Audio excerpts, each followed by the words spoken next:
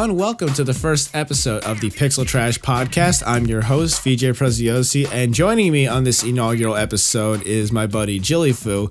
He is a YouTuber with a video series called Nerd World Problems, where he reviews certain aspects of video games and films. Him and I actually collaborated on a review of the PlayStation 2 game Final Fantasy X back in 2019. It's a video that we're both very proud of and goes over an hour in length. And recently, JillieFoo has made a transition into becoming a VStreamer on YouTube and Twitch.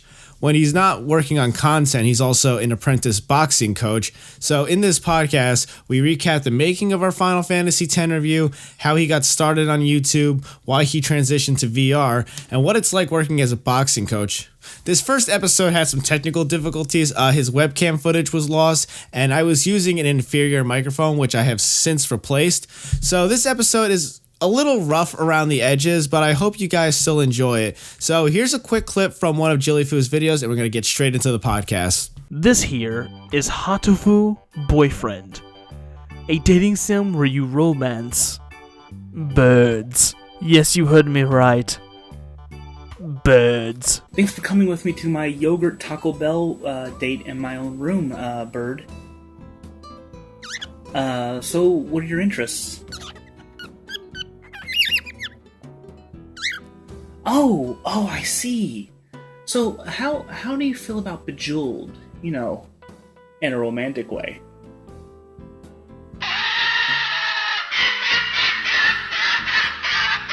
And joining me now is the star of that clip, JillieFoo. How the hell are you, dude? Like star is a strong word, isn't it?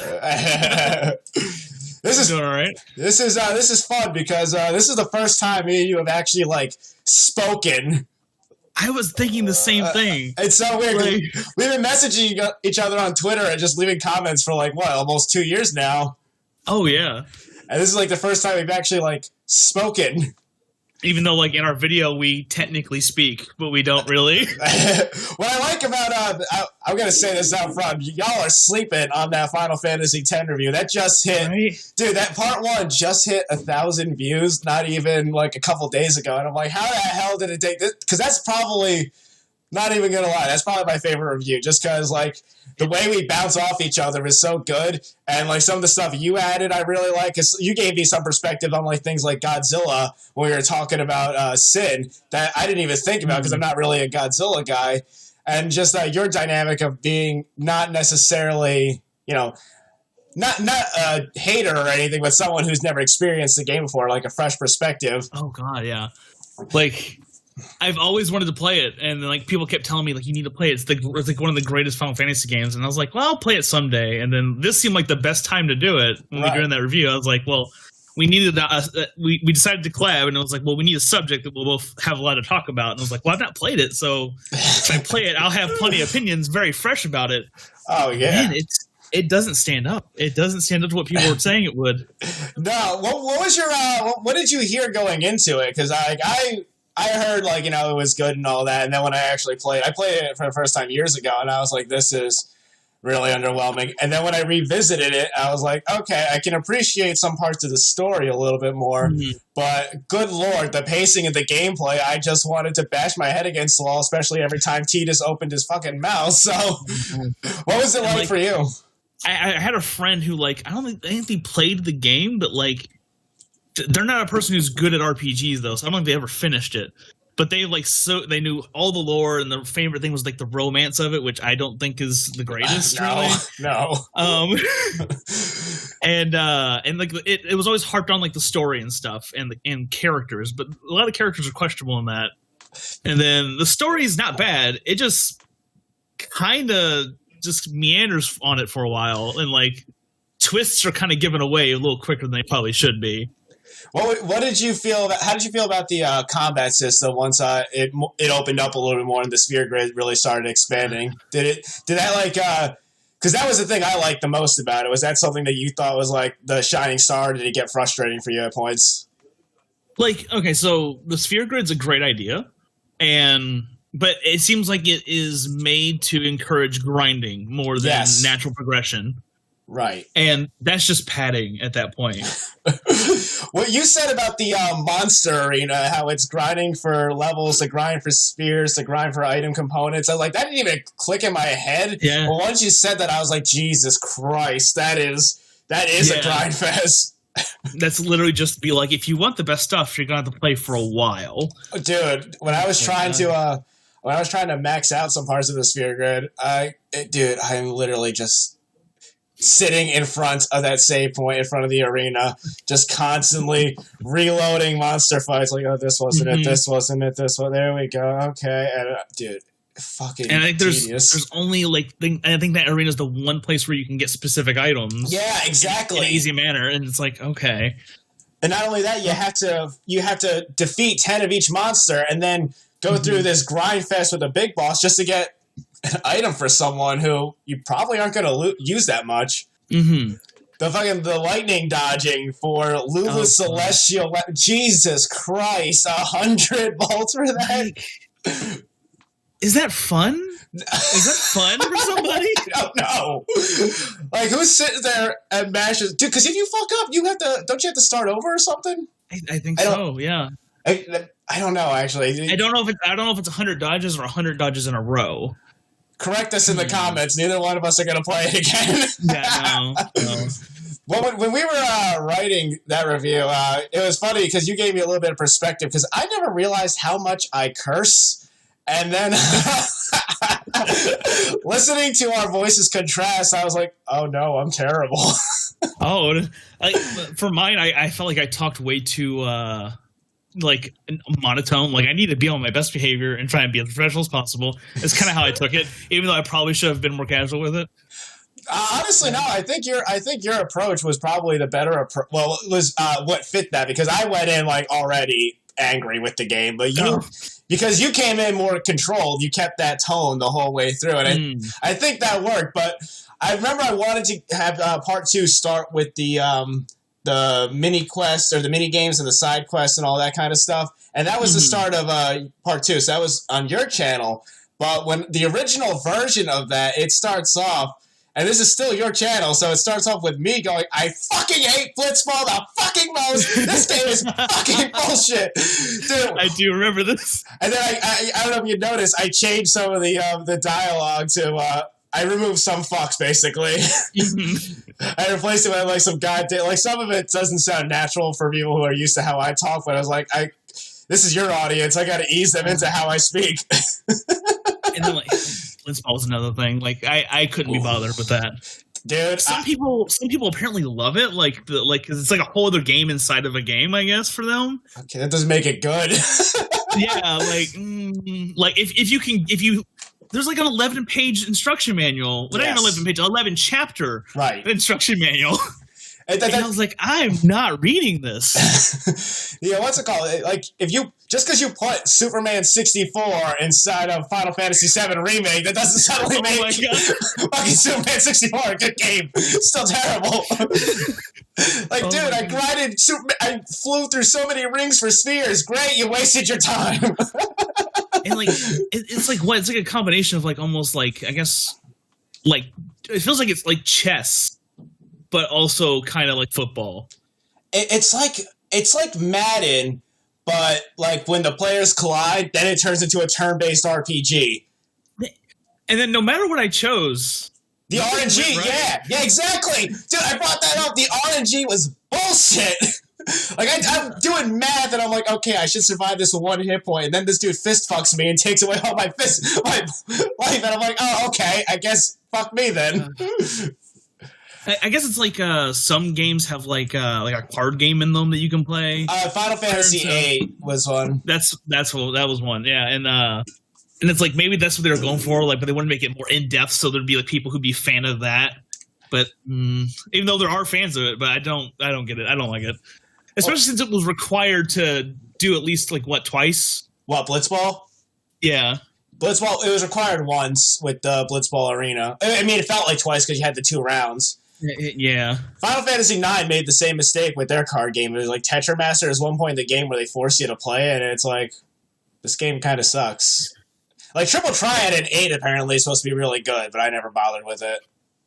That feels like they were wanting to make an actual card game, and if we sit them down and make them play it, they'll understand why it's good and why they should buy cards for it. With 8, it helped with the junction system. You were able to refine magic and stuff from the card. So they're at a purpose. I don't remember Tetramaster being helpful in 9 at all. And Blitzball sure as fuck wasn't helpful in 10.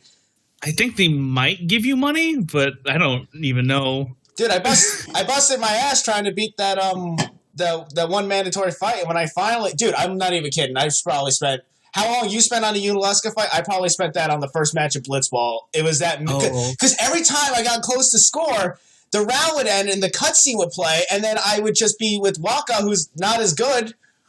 And I had to do that so many times. When I finally win, I got like a couple of spheres that you could just get from regular enemies, and it doesn't change the story. It's not like something that unlocks like Waka's ultimate weapon or something, because like with 7, stuff that seemed minor like could affect like who Cloud goes on a date with at the Golden Saucer, but with 10 it doesn't do anything. So you just get a little cutscene where Waka goes, "Yay, I got a trophy, yay." Yeah, I did the thing, and yeah. And God. And I remember when it started up and when the round started, I was like, I don't even know what's happening. Oh, yeah, because you're not about to read 11 things. And then I was like, how do I go to the next part of this? Like, how do I go forward? I didn't even know that part. Oh, dude, weren't those camera angles just the worst? That's what made it unusable for me, because like you have those camera angles, then you have like a map of where everyone is. Yes, and they're all just kind of moving everywhere, and I don't know where I'm supposed to go. The map looks like 3 groups of pizza just moving in like circles at the time, and it's like, oh shit, the pizzas are coming for me. But that game, yeah. So, how excited are you for one day playing 10-2? I actually had played 10-2. Oh, yeah? Really? Yeah, which I don't know why. I think it was just at the video store, which, that ages me a fair amount, I suppose. Oh, so this was a while ago then? Oh, yeah, I was like in 8th grade, maybe? Was that right? That might be right. And I remember playing it and just being like, this is, like, my expectations were much lower, though, as well. So, and I'd never played or really heard much of 10-2 at that point, really. No, not 10-2, but 10 and 10-2, I guess. Right. Because it wasn't really my wheelhouse around that time. And so, like, I remember playing it and being like, this is all right. And there's cute girls in it, so that works. Yeah, they took the Dead or Alive extreme approach with that game. Yeah. That's very easy for a teenager to be like, all right, I see what they're going with this. There's some, I'm not going to lie, some of the music in 10-2, it's a little catchy. The what the fuck is it? The What Can I Do For You song. Oh, the World of Real Emotion, whatever it is. That one's actually, it's a bit of a bop, I'm not gonna lie. and I think I still might have been like in my phase of like still getting into like Japanese stuff, even though I like had tastes of it here. So when I saw that in a game, or I saw that, like, do you remember what X-Play is? Yes. Okay. They like reviewed it or whatever, and I remember it wasn't a great review, but they showed that opening scene. I was like, it looks good. Like that. Like, dude, it's just like I didn't play it when it was like brand new, but I can only imagine like the jaw dropping that was going on with that first scene alone. Yeah, because I mean, yeah, it did look good for its time, I suppose. Yeah, like graphically, yeah. But like, the tone was all wrong. And then the rest of the music's pretty awful. Because I remember, I think I messaged you at one point and being like, I wonder how good the X2 music is. And I looked it up and I was like, it's not. Yeah, no, when I was getting background music for the review, there was a couple of, I can only use so much of 10's music before it gets repetitive. So I'm like, let me check out what 10-2 has. And I'm like, no. Because the ones that I liked were like the most noticeable ones, like the ones with like lyrics and stuff. So that would have been distracting. It was the same problem I had with when I did the 13-2 review, because the music in that game is fucking dog shit, and I couldn't use any of it. There was a comment on the second part of the Final Fantasy X review that was maybe like a couple months ago, and I think they were like comparing this to 13 and being mad at an RPG for having RPG elements. This isn't it, brother. Yeah, no, I saw that, and I was like, did you watch the video with the sound on? Because I get their point. Like, they're being like, don't judge it just solely on that, I guess. But to a degree, like, it's important. That's in the game. That is the game. Exactly. And also, it depends on how the RPG elements are handled. If they're done badly. Gonna point out that it's done badly. Yeah, an RPG can have RPG elements and them be fun to use. Yeah, but it can still be, they can still have terrible things in it. And I want to point out, the Unalesca fight, my biggest problem with it was the constant zombification. Yeah. And that almost never happens throughout most of the entire game. That's the one fight where it happens. That's true, continuously. They only mention it offhandedly once. Yeah, because the thing with that fight was that it was a difficulty spike that was just really extreme for that part of the game. Yeah. And if you hadn't been grinding your spheres and stuff to get certain skills and abilities, you'd go in vastly unprepared. Right. Yeah, no, I did lose that one a couple times until I realized, I just have to work with the zombie status, which is annoying. But if you don't, she just fucking kills you outright because she's cheap like that. And my strategy going forward for almost every boss fight, because I might have lost a boss fight at least once each time just because I just didn't know what to do. And so my strategy going forward was always to grind up my limit break for Yuna for all of her summons every time. And then literally, I think it was the second fight with Seymour or whatever, where he just shows up on a cliffside to fight them for some reason. Yeah, isn't he the worst? I literally did all of those and won that fight just by using those, and that's it. Hey, whatever works, man. Yeah, and I was like, all right, that was easy. Are they all going to be this way? And most of them are, as long as you are ready for them. Yeah, I mean, at least, dude, Jekt was, ridiculously easy. That was embarrassing. The only good thing about Jekt's fight was I got to jam out to Otherworld for, 5 minutes. Yeah. You said what? It touches into your... I love that song. You said that touched into your emo side, right? Oh, yeah. Even now, I still love that. Even though it's, it's completely unintelligible what they're saying. Oh, dude, yeah, I had to look up the lyrics. Yeah. Now, Nobumatsu did another version of it in a band he was in. And that one you can actually understand it. And it's sung by female. And even though the backing music is still metal, she sings in a more, a more understandable way, I guess is what I'm trying to say. More akin to the Evanescence singer. I think her name's Amy Lee. I always forget that. That's probably closer to it. Yeah. Yeah. That I remember you said that resonated with your emo side. So here's the question for you: did Advent Children resonate with your emo side? I love Advent Children so much. Even now though, I'm there's some parts that are really about it, but there's so much about it that's so much fun to watch. I mean, I had fun watching it too, but probably for different reasons than you. Yeah, the fights are genuinely impressive. It looks very nice. Story beats are the biggest problem probably in that movie. Yeah. I mean, the one thing that was driving me crazy with some of the fight scenes, they looked cool, but it was I don't remember Cloud being able to fly, basically. Yeah, that's another thing. They really amped them up to 1,000 on that one. Yeah. No, there was one part I didn't notice. Well, no, it's because it wasn't in the original movie. So they released a full cut. Yeah, that's the one I reviewed. And at one point when Cloud is fighting Kadaj, Tifa's just you remember a few years back when we did all that crazy shit? And we all felt like we were practically immortal. Well, I feel like Cloud's found that again, basically. So I think she's basically saying he's just realized that he still has that potential, I guess, and they're just kind of done with it. I don't know. Yeah, that didn't help. I feel I don't know why some of those scenes were cut because they didn't.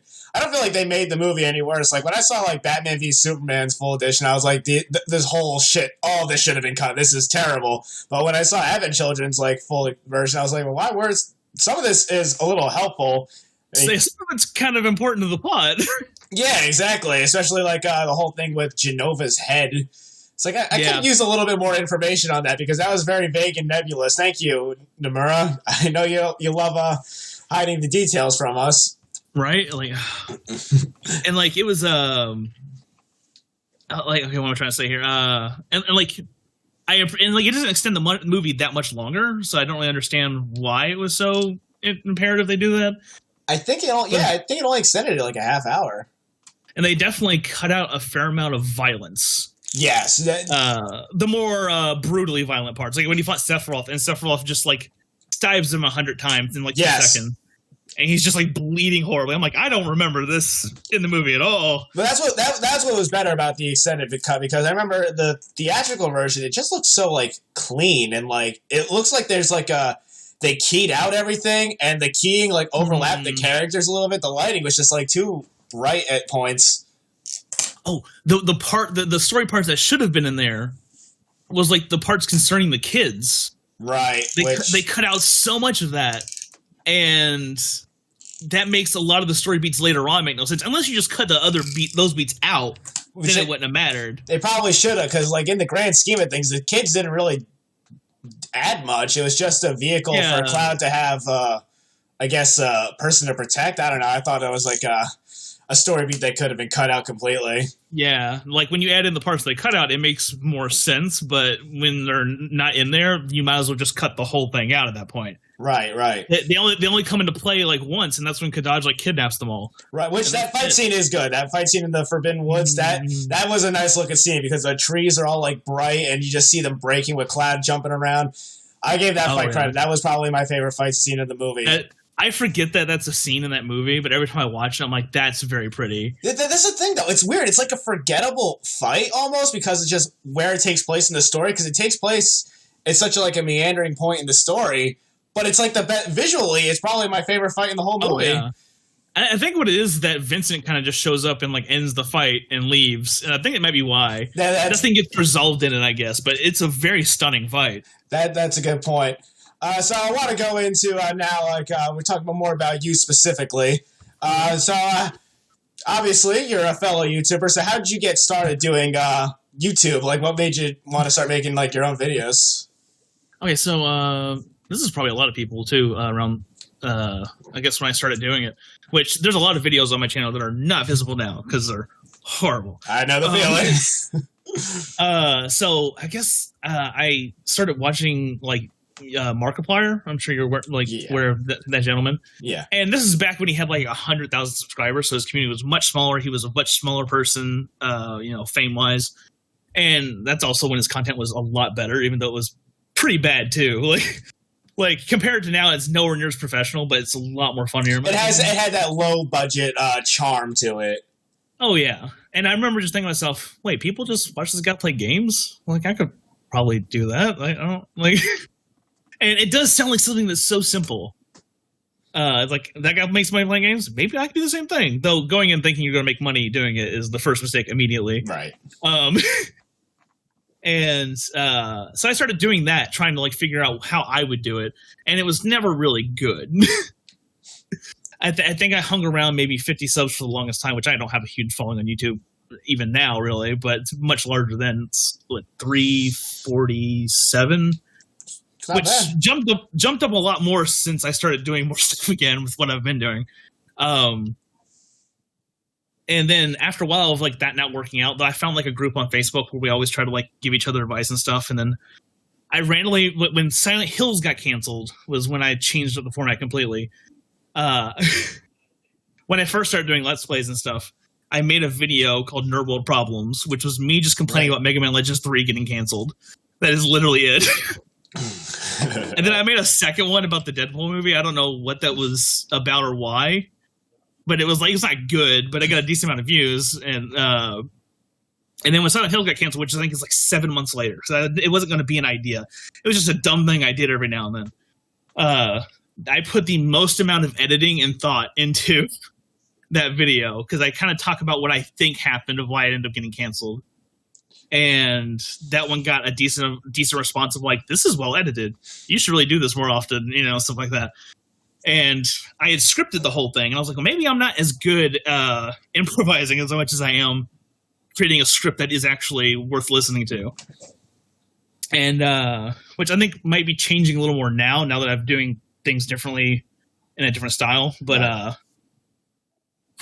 sorry, I talked for so long without breathing.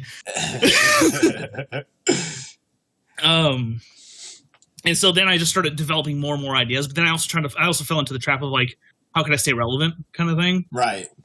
And that's always, after a certain point, I realized that's just a terrible thing to do for yourself, unless you actually genuinely enjoy things that are relevant all the time. Right, because otherwise you're kind of hopping on what's popular and what's trendy, which you see a lot of like big channels doing. It's like, I know you don't really care about this. The video is exactly 10 minutes long because you want the ad revenue. I think I took it down too after a certain point. A video about Pokemon Go, and it was literally just because Pokemon Go was popular, and I was trying to figure out a way to make a video about it. To cash in on it, right? It was awful. Disingenuous, right? I was not proud of it, and I ended up taking it down maybe like 4 months later or something. I watched that again after, because I've actually, my videos, which I don't know if this sounds narcissistic or not, like I tend to enjoy my videos when I watch them back myself. I'm the same way, same exact way. But not because I'm like, I make so many good valid points. I'm more just like, I think I edit this very well. Yeah, exactly. Yes. You know, and so like I would watch them back every now and then to be like to draw on inspiration of just like, how can I kind of keep the same vibe and stuff like that. And I would watch that one and be like, this one's just awful. This is objectively not a good time. Oddly enough, that video got stolen on YouTube. Wait, the Silent Hills one? No, the Pokemon Go one. I don't know why. I think it was just because Pokemon Go was popular at that time, and that was it. I was like, what the hell? My content. Was that worth stealing? I don't know if that at all. Yeah, you said that video wasn't good. They stole that. At least they stole something you don't like. There was one thing, though, I liked about that video, and it was the intro to it, because I hadn't released a video in forever. And so I kind of wanted to make like because I was actually moving at the time, and I wanted to make like a interesting like I'm back kind of thing, even though probably no one cared. I've done the same shit, dude. And I did like a cool like image edit to where like it actually like I added like a filter over me to kind of make it look more sketched out, and then like the background changes to like a solid color. And then kind of like has the text slide in with like a thing, kind of like a Smash Brothers, like a new challenger approaches kind of thing. Wow, okay. And I remember being like, I forgot I did that. That's pretty good, actually. I edited the shit out of that. Yeah, I was like, that's about what I was going for, and it worked. But that was the only good part of that video, was just that one bit. The rest of it's just like a list with pictures, and I don't know why I thought that was a good idea. You said yourself, you're trying to jump on a trend, basically. So it's like, yeah, slap together whatever. Hopefully people see it. And that's like when people give me suggestions. Oh, you maybe should do stuff that's more relevant. I'm like, well, I don't really enjoy a lot of that. Really, a lot of my stuff is either stuff I'm doing now that I like, or something that I've already done. But new stuff coming out, I don't particularly care about, and stuff that's usually popular isn't usually my thing. Right. You're not doing the freaking ice bucket challenge on YouTube when that's super and relevant. Everything comes off very disingenuous when you do something you don't care about. And like, even though I did like Pokemon Go, I just did that because I was like, that's probably a smart idea, and no one cared. That was one of those things where it's like, hey, I like Pokemon Go, but I don't know if I like it that much. Yeah, like, and it's like, is anyone really gonna care? That was that weird period though, where everyone like was happy in the world for like 4 months. What, in 2016? Like for there was like a 4-month period where people were either annoyed that Pokemon Go exists, or everyone that just loved that Pokemon Go was a thing. And that was just Facebook and Twitter for 4 months, just Pokemon Go. That's true. And I just remember being like, soon real Pokemon will exist. That was my hope anyway. No, we still aren't there yet. So what was your like? As you said, you're doing Nerd World Problems. What was your original structure? Was it gonna be videos like unscripted ranting, or what did you have like an actual format for the show that you wanted? Okay, so the first one was literally just me ranting. Right, yeah. Like, I just completely made it up. And so was the second one, roughly. I just had one shtick, and I think I wore a fake beard the whole time. That was, like, the one thing. I don't know why. I just had a fake beard. Yeah, you could grow a real beard. I think I put the beard on when I was, like, doing a voice of a character or something. I don't remember. That one actually has a decent amount of dislikes on it, though, and I think that's not because I think it's a bad video, but because I think people got annoyed they clicked on it because it wasn't exactly what they thought it was going to be. You know, I think it might have been like a he made this because Deadpool 2 is coming out soon kind of thing, which partially true, yes, but also that was my thoughts on what I was talking about in that video. And I think people were just like, well, that's dumb. I'm sure that's probably what it was. But the third one, though, I was like, there's a lot going on with Silent Hills and why it got canceled. So I need to do some like research and stuff. So I started researching stuff, which I'm not talking like in-depth research where I have like in-depth sources of like, this is exactly what happened and stuff. Because it's mostly a theory. Right. And I'll avoid the game theory joke from that point. Anyway, it was just like me being like, basically my idea is that like, I think it was like Hideo Kojima left, and then Ben Konami was just like, well, okay, we'll make it better with blackjack and hookers then. And then Norman Reedus and Guillermo del Toro left because Hideo Kojima left. That's more or less what it seems like anyway. And when they created Death Stranding together, that kind of makes me feel valid in that opinion at that point, because they literally just left and did their own thing. Right. And so then Konami's just like, well, fine then, we just won't even make it because we don't even make games anymore because we're Konami.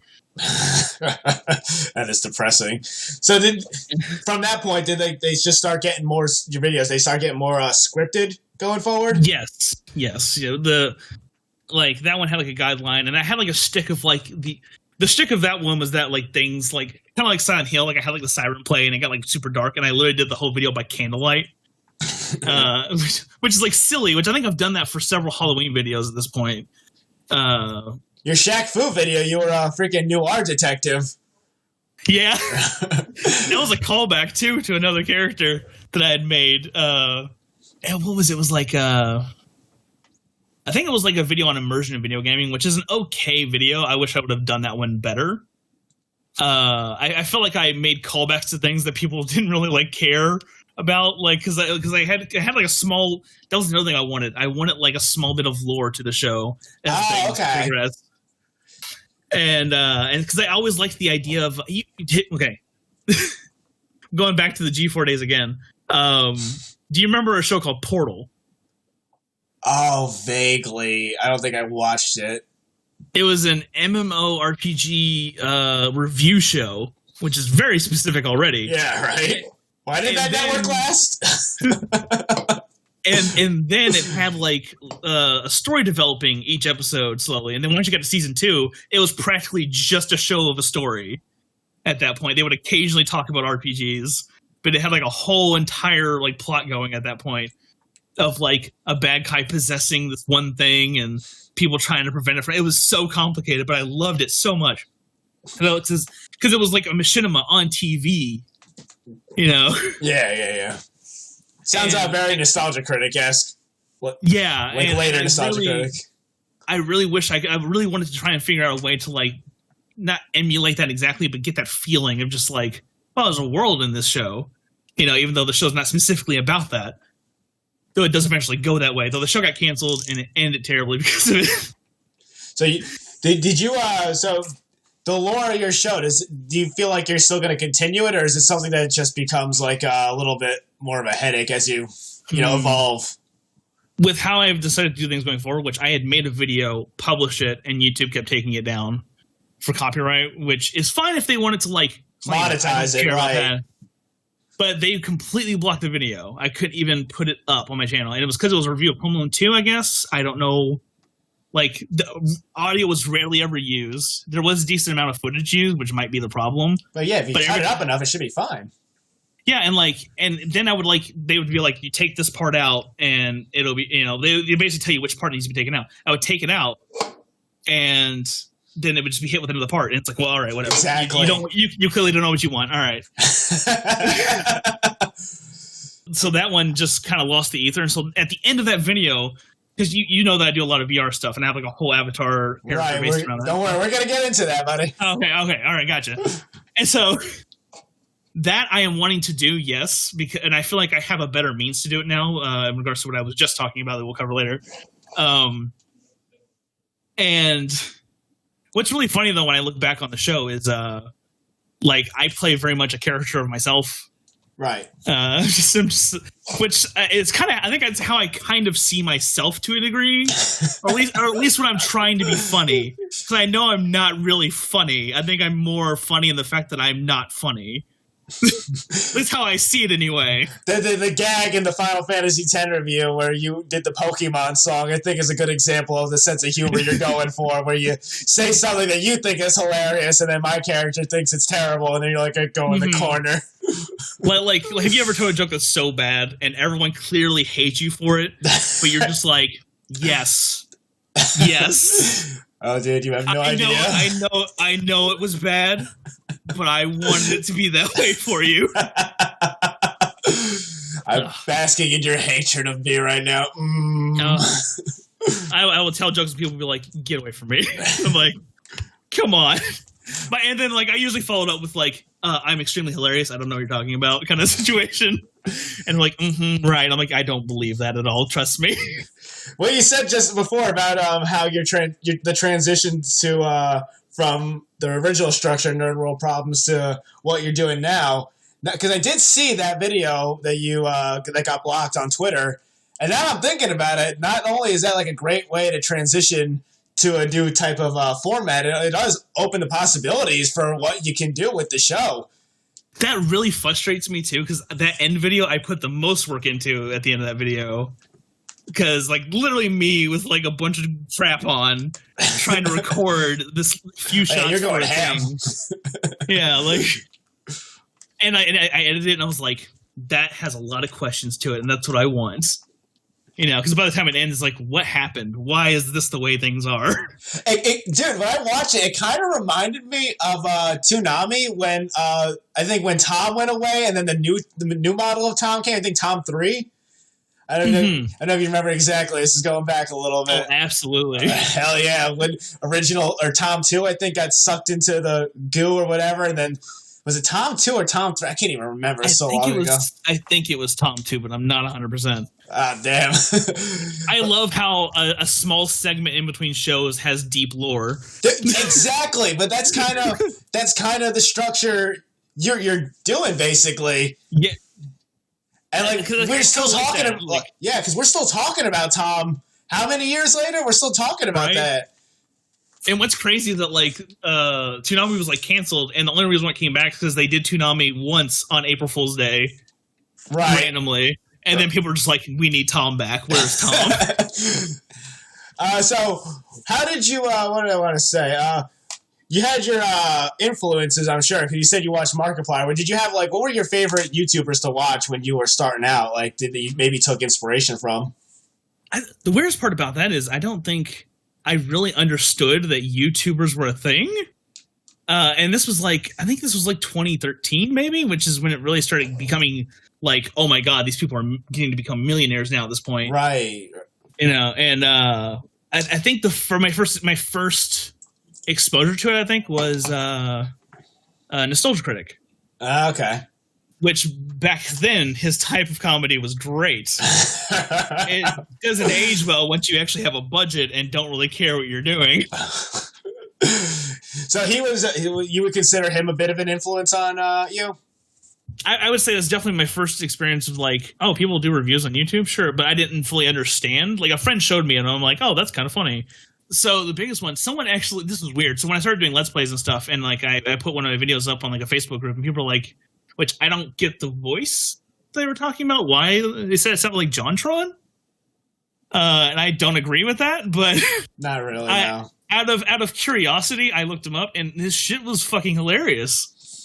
It's so well done. Even his older videos that are like, you know, like the lower tier of his content, which are still genuine and funny, you know. And I'm not a huge fan of his newer stuff, but a lot of that is still funny compared to like how I feel about Angry Video Game Nerd. Okay. Yeah, and I definitely took the idea of like, oh, you can be funny and genuine and kind of ridiculous, but not be over the top about it all the time. Even though some of my stuff gets a little silly, but like Angry Video Game Nerd always takes it over the top by just like cursing a bunch and saying like poop and shit a lot. Right. Yeah. And then Doug Walker does his by just screaming a lot. So it sounds like you appreciated the format, but the structure or the content within the format, you were like, yeah, that's not me. Yeah. And so like JonTron had a format that just seemed like that seems universally something people can be like, that's pretty good. Even though people probably have their own controversies about it, of course. But it always his videos, even today, I still watch his old videos, and also like occasionally I'll just be like, let's look up some JonTron. You know, I've probably like 1 million of his views are probably from me over the years. And just because I can sit there, put them on a playlist, and just have it in the background, and occasionally look at them and go, that was pretty funny, and stuff like that, and things like that. Like I don't mind having that on the background, because like if you pay attention to it, it has something to say. But if you have it on the background, you can still just enjoy it for what it is and still be entertained by it, but also not be distracted from what you're doing. Those are the best kind of videos, because that means they're just well written, basically, where they're not overly reliant on like visual gags. Yeah, no, like, and I don't want to be like JonTron makes the greatest videos or anything, but like a lot of them, in my opinion, hold up. They were just what you gravitated towards when you were basically starting out on YouTube. So and then go ahead. And then one more was Game Grumps to a degree, and not because I think they're not like I love their stuff and stuff like that, but I also don't watch them all the time because their stuff can get a little stale here and there, especially with the world the way it is right now. Definitely. But what really drew me to them, because this is kind of like skipping back to high school again. I wanted to be an animator originally. Oh, okay. But I after over years of like trying to figure out how to do this stuff, I realized I just don't have the artistic ability to like do it that way. And because like I just can't, I can't draw very well. Like when I was younger, my drawing level seemed great for like how old I was. But as I got older, though, I couldn't really do it because I have like bad hand problems, and so I can never properly translate it any further than that. And I just realized that like its animation back then, at least, required so much skill of drawing and a background of like art and how to properly draw anatomy and stuff like that. And I just couldn't do it. And I mean, some people say maybe you shouldn't think that way. Maybe you can figure out your own thing, but Game Grumps, there's a point to this, I promise. No, it's all good. Ran by Eagle Raptor back in the day, Aaron Hansen. And Eagle Raptor was one of my biggest reasons why I wanted to do animation when I was in high school. And he was in fucking high school when I was in high school. Okay. I was a huge Newgrounds fan, and his awesome series, I loved it. And then like I would occasionally look up his stuff, and they started like uploading them on YouTube and stuff, but I could never find him. And then let's see. And then when I started getting into JonTron, eventually found Game Grumps through that. I was like, are you kidding me? I'm still watching stuff by this man? Like, like this is strange. Like, I don't get how it keeps gravitating towards these people that I've like watched for so long and didn't realize that's who they are. Yeah, that's what like YouTubers are kind of making a career when you start seeing YouTubers you watch on one place pop up in another place. You're like, oh shit, what? You can do that? And they're like in the studio and everything.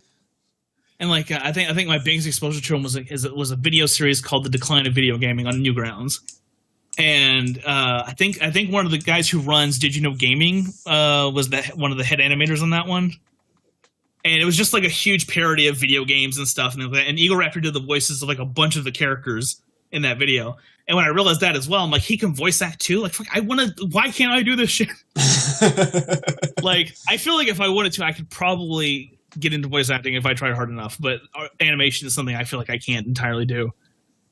Okay, so what made you want to transition from your original format to the VR stuff? Was it just solely to change the way you approach nerd world problems, or did you have like other reasons for it? I think I gave up on nerd world problems at one point. Is mainly what it is. Because I kept trying to think of ideas and stuff, and I had tons of them. I would write them down at work all the time and stuff like that. Some of the scripts for my show, by the way, I wrote while I was at work. Probably should have been working. But like my work still got done, so no one said nothing. Yeah, exactly. That's all that matters. And so I'd write them down and stuff. And then at one point I was just like, because I even then when I was trying to stay genuine to myself, I would keep running into the situation of like, how can I stay relevant though? Yeah, and so I'd always try to think of something that was at least tangentially related to something that was current at least. And that always just kept becoming a roadblock. And then after a certain point, that would pass. I'm like, well, I might as well just throw that subject out now because that doesn't even matter anymore. And that was just a vicious circle of that for a year, at least. this past year at least. I know I did Home Alone a year ago, the first Home Alone, which baffles me that the second Home Alone movie review cannot be seen. Which I think I've officially deleted it from my computer now, so it is gone. It is lost media at this point. I literally just kept seeing it on my computer. I'm like, let's just go away. I don't need to see you. Bad move, man. Yeah. It might exist somewhere. I don't know, but the one file that was on my desktop is not there anymore. But what was I think I still had the video that I edited of the ending of it. Yeah. But and so I did that video just because I just happened to have been watching Home Alone and was really enjoying it, and I was like, I'm gonna make a video about this because I have feelings about this movie. Which is like it probably wasn't the greatest video, but I had a ton of fun making that video because I had, again, it was like once you realize, I want to talk about something I want to talk about instead of how can I talk about something that's important to other people, and relevant to them. And so that one, I just started really, as I'm watching the movie, writing a script down. And I really enjoyed that, but then after that, I kept hitting that roadblock again. So I kind of just stopped. Like, after that point, like, you realize there's almost no videos of that content for, like, almost 5 months, I think. And then I just started randomly streaming VR stuff. Right, yeah, because I think after the Final Fantasy X review, I noticed your channel, you weren't uploading that much anymore. Yeah, and I hated that. I hated that so much, because I was like, I need to hit the ground running, but I can't think of anything that... I just... Self-doubt is a killer. Oh, yeah. And so that's constantly what I deal with when it comes to this kind of stuff. And as I started doing like VR stuff, which originally I wasn't even streaming this stuff, I just got a PlayStation VR because I wanted to see what VR was like now. And it was cool and I liked it. And I was like, I want more of this now at this point. Maybe that's a sign of addiction. I don't know. But the Oculus Quest was coming out. And that's an all-in-one headset, and it has far more options than the PlayStation VR does. And it's far more advanced. Only downside, you couldn't do PC VR stuff on it back then. Oh, really? But then they released an update where you can plug it in via USB, and now it's just a regular headset. Oh, I didn't know that. Okay. And once I started doing that, I started really enjoying doing more and more complicated things, and then eventually getting full body, because VR chat, mainly. And then... Oddly enough, though, when I started doing Beat Saber stuff on my Quest, I started finding, like... This is why I think people spy on me, by the way. Like, my YouTube recommendations started becoming, like, Beat Saber recommendations. And I found one YouTuber, or I guess VTuber at this point, who does, like, crazy dance moves while doing Beat Saber. And I was like, that's fucking insane. Like, this person found this crazy niche. And people are, like, flocking to that and stuff. And that wasn't the reason why I wanted to do this. I just thought that looked super fun, and I wanted to do something similar. And so I actually started trying to practice how to do that in the Quest version of Beat Saber. And then as I got full body, I was like, I can actually do it now. I have the gear, don't I? Like, and so that's probably when the first time you saw me do that stream, I literally was just like, I finally have the stuff now. Yeah, that looks like a lot of stuff, too. Yeah, like that was a lot of overtime for all of that. like a friend of mine was getting on me, like they're like, "Oh, I thought you have bills to pay and stuff." I'm like, "You don't understand the amount of overtime I've worked." I've heard this, damn it. Yeah, like I think it was $500 for the Quest, and then what was it? And then it was like $100 for each tracker and $150 for each base station. So yeah, that's expensive, man. Yeah. Now, if you were to buy a Vive with a whole full body setup, I think it's less expensive than that. It'd be less expensive to buy an HTC Vive with the trackers and the base stations. But I already had a headset and stuff, so I was like, I'll just piece it together over time. Right. And so that's how I ended up that way. And yeah, a lot of overtime. And then basically getting the hang of full body was a weird thing. And then once I finally got that figured out, I had to figure out how to get the avatar on screen, because not every VR game can do that. Right, yeah. And then I started doing those streams and stuff, which oddly started breathing life back into the channel. I think it was the frequency of it, because you started doing it, right? I think you were doing it, every Sunday for a while? Oh yeah, yeah. The pandemic is another big reason why I started getting heavy into VR. Because I think I had a PlayStation VR the previous year, and I started playing a game called Spark, which got me to want more VR because it was the first like social VR experience I had. Because VR chat's not on PlayStation VR, Right, yeah. and I actually started making friends in that game and stuff. And you talk to somebody, they're moving their hands and moving their head and stuff. It's like this is like being around people again. And then like and that hell, the pandemic hadn't really become a thing even. Just that I just never went outside, to be honest. Well, because that was like what, winter, so I was like, fuck it, why go outside when you could just basically almost have the exact same experience but with anime characters. Yeah. There's no downside to this. and then so I decided to like get that, and then the reason why I was doing it so frequently at that point is because the pandemic hit at that point, and I hadn't seen my nieces in like months. And they used to come over to the house all the time and stuff, and we would watch movies and things like that. And I was like, how can like we even do this now at this point? So I literally just messaged them and been like, get on my YouTube channel. You're going to see something really cool. And that was the first stream I did with my avatar. Oh no! I hope your nieces weren't watching any of the live streams that I dropped in on. I think they might have been in there every now and then, but nothing crazy. You're fine. That Pokemon one you did, I'm like 2 a.m. and I can't sleep, and I'm like, let me fuck with JillieFoo for a little bit. It weren't that one though. I know that for sure. Thank God, I was making some dark jokes that day. I want to oh god. And so like I kept trying to figure out like how can I do this? And that first stream, I think the avatar was he was blonde and had an orange getup. It was the same outfit, but it's just orange. And then I started playing another game called Synth Riders, and I actually liked that game so much I wanted to make a outfit themed off the logo. And so their logo is very synthwave aesthetic, so that's why he's pink and blue now.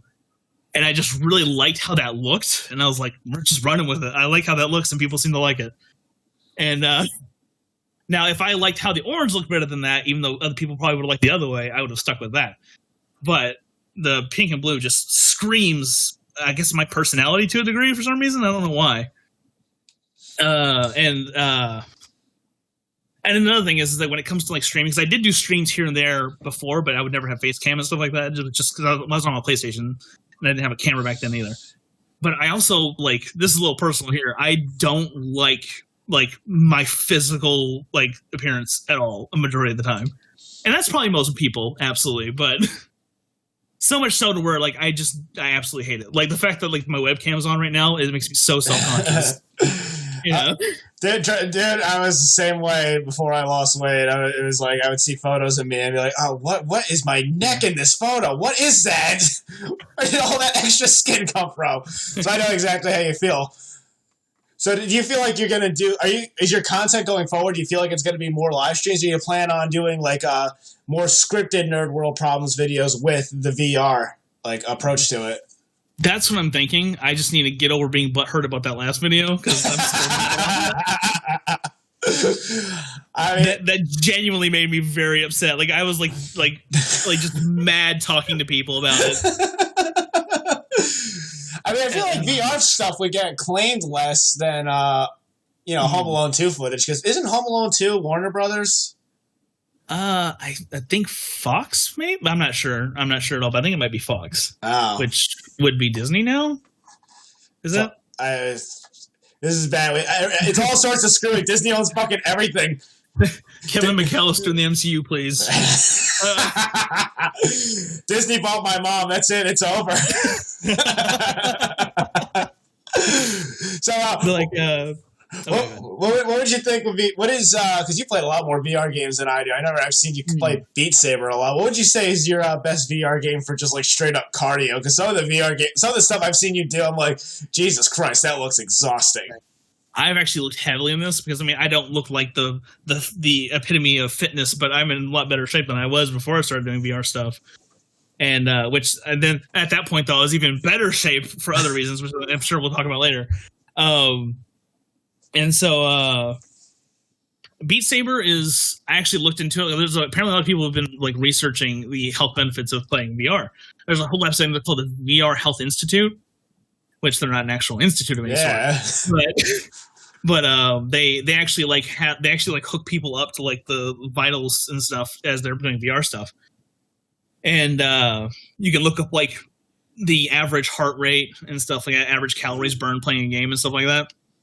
So Beat Saber, let's see, I think a song of Beat Saber is roughly akin to playing tennis. Apparently, like the amount of cardio to play that's used to play tennis, which is like I think roughly 10 to 15 calories a minute, which isn't like the greatest, but you play it for an hour, and that's true. So actually, I'm not gonna look it up. We're in the middle of your video. I don't. So if you play it like consistently, like, and you're playing heavy stuff, that's probably like what, about 500 calories in an hour? Mm-hmm. I think I've done like a 2.5 hour long Beat Saber stream one time, and I had a plugin installed that showed how many calories I was burning. I think I burned 1,400 calories. Oh yeah, wow! By the end of that stream, yeah, and I mean I was asleep the next day for a long time. So you'd say Beat Saber was the best one for cardio? I will say that's probably it's one of the most fun ones. Oh, I'll agree with that one. That Beat Saber's a blast. The one that I've played the most that has the most cardio in it is a game called Thrill of the Fight, which is a boxing one. Oh, okay. This is a great segment. And I wanted to stream that one, but I'm scared to, because last time I played it, and I was streaming this on Facebook before I started actually streaming VR stuff, I punched a shelf off the wall. And the video's still on my Facebook, and it was just for my friends and family, though. And the stream literally ends with, well, that was fun. Click.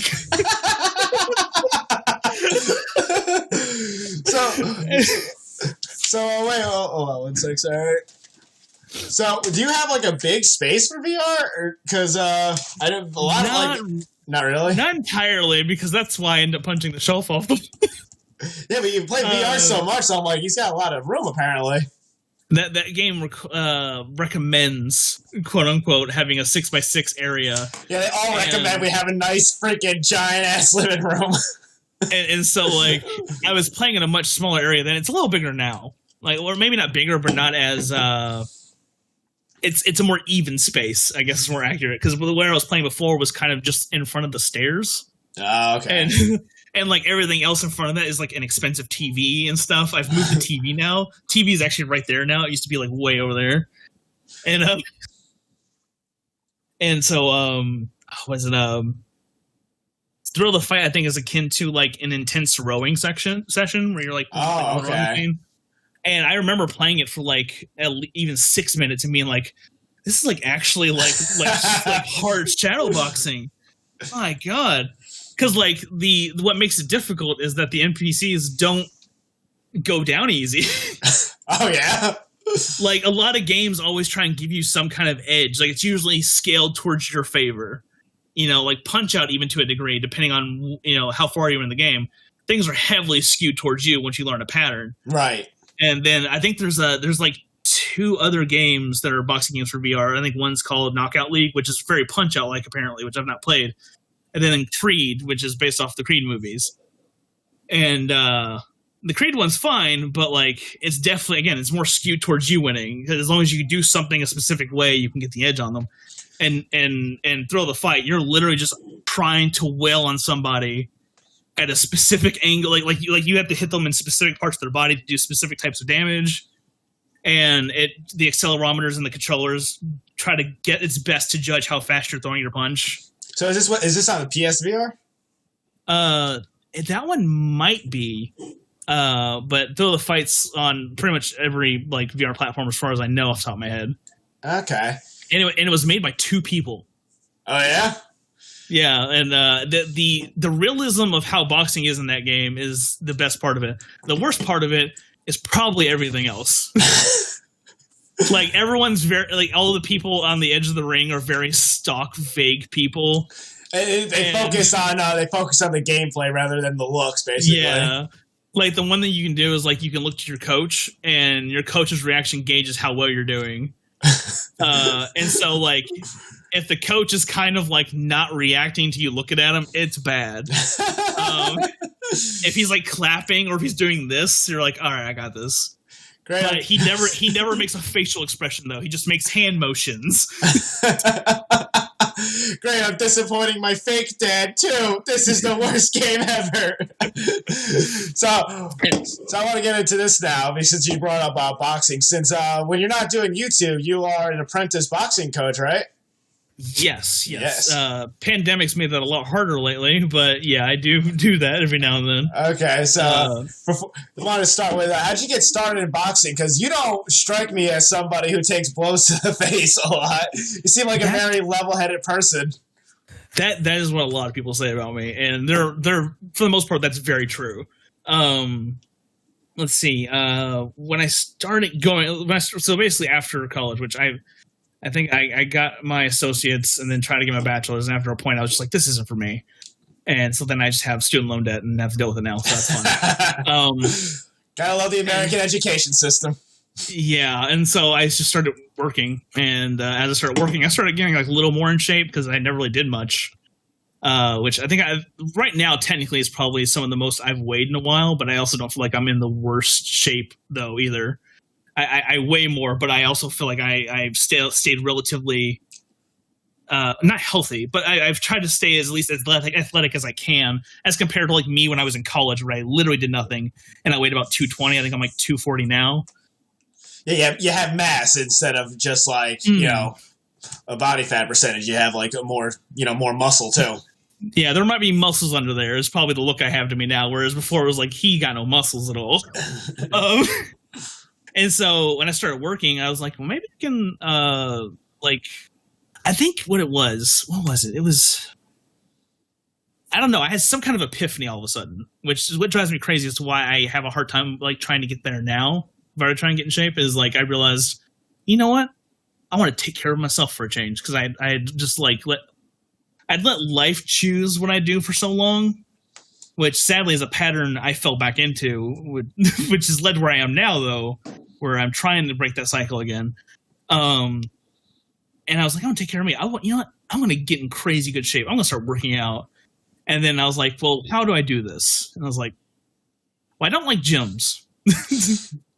And like, I'm talking about your usual gym. You just go in, you move some weights around, get on a treadmill. It's not a fun time. It's terribly boring. You feel like you haven't done nothing. And you wake up the next day, you hurt, and you don't want to do it again. And then, so I was like, you know what? I've always kind of had an interest in boxing because like fighting and like stuff I would watch was always fascinating. And then Punch-Out's probably one of my favorite games. Like I would play that a lot when I was a kid. The original NES one? Oh yeah. Okay. Like I still got it over somewhere. Like still works. I can't believe it. That thing's older than me. But it's the Mike Tyson Punch-Out too. They stopped making that at one point. Oh yeah, you got the OG shit. And I always wondered like what it would be like to do that. And then I did Taekwondo for maybe like 2 years at one point when I was in high school. But it never got too crazy. I got to be like yellow belt, and that was about it. And we didn't have money. And so I said to myself, how can I lose weight? And I was like, maybe I'll try boxing. Because, I mean, I wouldn't mind learning more about how to defend myself. And then on top of it, no one ever really messes with me anyway, but still always a good thing to have. And then on top of that, I'm like, and then if it sucks, what did I expect? Like, it's going to suck either way. Yeah, that's a good point. So I went in with expectations already to the ground instead of being like, I'm going to work out. Oh, I hurt, the next day.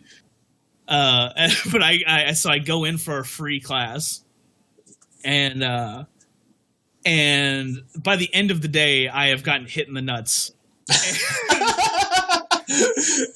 Literally, this one guy talks me into like sparring with him, which was not a good idea. Doesn't sound like it. I had a general idea of what fighting is and how it looks, but not how to do it. And so, but he went too low and hit me straight in the nuts. It was by accident, as I hope so. It sounded like it would be. I have to say, it sounds planned. And I remember like falling to the ground, and there was just a loud noise of the jump because almost everyone was gone. There was just a loud noise of me going and falling to the ground. And I just see one of the owners like head pop around the corner. Gym closes in 10 minutes, goes. And just goes on. I'm fine. I'm all right. And that's when you knew, I want to keep doing this. This was good. Yeah, that was an interesting situation. But they wanted to sell you heavy on the jiu-jitsu program at that place, which their jiu-jitsu program is good, but I wanted boxing, so I stuck with boxing. And a lot of the coaches there were very motivating. There you go. That's probably the best part of it. Like, you have people who are there, like, you're doing this, you can do good, and stuff like that. And and a lot of them are like, as long as they can tell you're putting in effort, they will spend time with you. You know. And so I tried real hard and stuff. I came I think I started off 2 days a week and then started going 3 days a week. And then at one point I think it was up to about 5 days a week. And when I say the time I spent there, I would spend roughly from anywhere from 2 to 5 hours a day at that gym. And it was just because it was just that atmosphere I was loving of just I can do this, you know. Yeah, a lot of those combat sports, even beyond boxing, a lot of the jiu-jitsus and the MMA stuff, I've heard that the people in them are very tight-knit communities, basically. Mm-hmm. I guess it's just the bonding experience of beating the living fuck out of each other. I don't know. I will tell you this: one of my two coaches. Well, I had 3 coaches, and I guess all 3 of them probably would. One of them for sure, he would kill you if you messed with me. I know he would. He's very much you don't fuck with me and mine kind of person. And I still stay in contact with him, and that's who I usually coach with majority of the time. Okay. My first coach didn't like me. Oh yeah. So our gym had 2 coaches, and then the coach that I usually pair with now, he was an aspiring assistant coach back then. And the one coach that was from Philly, and he was a really rough ragtag guy. He fucking loved me. He loved just about everybody. But then my other coach, he was the more experienced boxing coach specifically, but he also had a vast technical knowledge of how to box. He broke down the techniques and all the specifics that the books break down, but also he can show you basically what you're saying. Mm-hmm. Yes, but the problem with him is that he kind of. He also kind of came off as a bit of a football coach where he would just kind of yell at people when they didn't do what he wanted them to do, which he wasn't a mean or angry person all the time, but he would get his opinion of people, and then that would be it a majority of the time. And so apparently when he first saw me, he just didn't like me. One day, that's when I started coming 5 days a week, and literally no one showed up for class one day, and I was the only person. And he was about to leave, and he turns around and sees me in the corner. This fucking guy. He's like, oh, okay. Well, I guess we'll do a private lesson, I guess, since you're here. And then, I guess, a couple months later, one day he's holding pads for me. I'm like, I got some push strong punches. I don't brag about many things. I don't know how good my technique is. I don't know how well I am at actually laying someone out, to be honest. Because I just always doubt myself. With our previous conversation of my own content, I don't think I ever do good. But I do know that my punches hurt because people tell me. And so you could kick my ass. And so he was holding pads for me, and I just unloaded a strong hook or whatever. Hooks are my specialty. And he just stops and he goes, I used to hate you. I was oh yeah? Really? Because yeah, when you show up, I'd be like, man, I wish he'd quit. And I was like, why? And he goes, it's your face or something. I don't know. Oh, your face. Yeah, I was like, thanks. And so then from then on, though, it was a whole other story. I think he's also a huge nerd. Oh yeah? Oddly enough. Yeah, I went to a convention in town, and I ran into him and his girlfriend. And his girlfriend's dressed in a very anime Lolita outfit, and he's just like, "Hey, how's it going?" And he comes running up to me. That is, oh wow. Hey, he apparently has a massive horror movie mask collection. Oh yeah. See, that is breaking. That is modern day nerds. We're breaking the stereotype where it's back in the day, everyone thought we were fucking. Pens in the pockets, broken glasses with tape in the middle. It's no, we're out here punching people too, bro. Come on. When what I love about this is my second coach, which oddly his name is the same as mine. His name is Jeff. My name is Jeff, which gets confusing for people when my current my current coach. I guess I say current coach, but I've not trained in a while. That's just the mentality. Like he's still a coach. He'll talk about that Coach Jeff, and then he'll be like, "You want to listen to Coach Jeff?" Pointing at me, and I'll be like, "I'm not that Coach Jeff." Because Coach Jeff was great. He was a great guy, but he was also like a bulldog when he would train you. Just no mercy. He's the reason why I can take a punch. That's pretty much what it comes down to. He once, because we would have private lessons, because I actually paid for private lessons and stuff as well. Thinking about it, I paid to get beat for an hour. That's what it comes down to. He would do like technique stuff, and then one day he was just like, "Okay, let's do some light sparring." Light sparring does not exist for this man. That's the word he used. And we sparred for 30 minutes with no break in between. There was no pause between rounds. Really? And I remember just being like, "I'm gonna die! Oh my god!" like he was way faster than me. And so like you don't know what you don't know until you realize you don't know it. Yeah. And that's that's kind of like with most things. People think they know everything, and then at one point they're like, "Oh my god, I didn't know anything." Oh yeah, dude, it's everything. And looking back on it, because my mom was always worried I was gonna get hurt, and which understandably so. But part of me was like, "No, it's fine." Thinking back on it, though, I'm pretty sure I had a mild concussion at least twice when Coach Jeff. And that's not good, but I didn't really understand the symptoms of a concussion back then as well as I do now. But I remember one time it was like near the end of the set, it wasn't the end of it. We just ended it after a certain point because I basically got knocked out. I threw a punch and then he just vanished over here. And his movement was that good. He was also shorter than me, and I'm 5'11". He was 5'9" or something. And he just vanishes, and then I bring my arm back, and I literally just see him coming from here all of a sudden. Oh, man. And literally, I just get like that. I turn into the turnbuckle behind me and grab it. Turn around, I'm woozy. He catches me. He's like, "You're all right. Come on, let's sit you down." I love that he basically knocks you out and then waltzes with you and tells you it didn't hurt. That is some childhood older brother shit. It's don't tell mom, you're fine. Don't tell mom, you're fine. And I remember, it was probably a big part of it because he probably would have got in trouble. But I remember being "Oh, these lights are bright, man. Oh God, yeah, that's not good. What? How'd you do that? I didn't even remember how he did it until 20 minutes later, and I'm like, "Oh, that's what happened." And the second time we did that, I remember sitting down. I did better. I hit him with a really good punch. This one was really important because we actually developed a ranking system at one point to be kind of like belts in karate, because no one could ever tell how good someone was, and someone would spar with somebody they shouldn't, and then want to leave because they didn't know that about them, and they're just gonna pick on me kind of thing. And so I was actually I was the first person to get ranked in the gym, and it was the second time we'd sparred for 30 minutes straight, and it was just literally this. I didn't know he was testing me, by the way. He was just fucking coming at me and hoping I did good.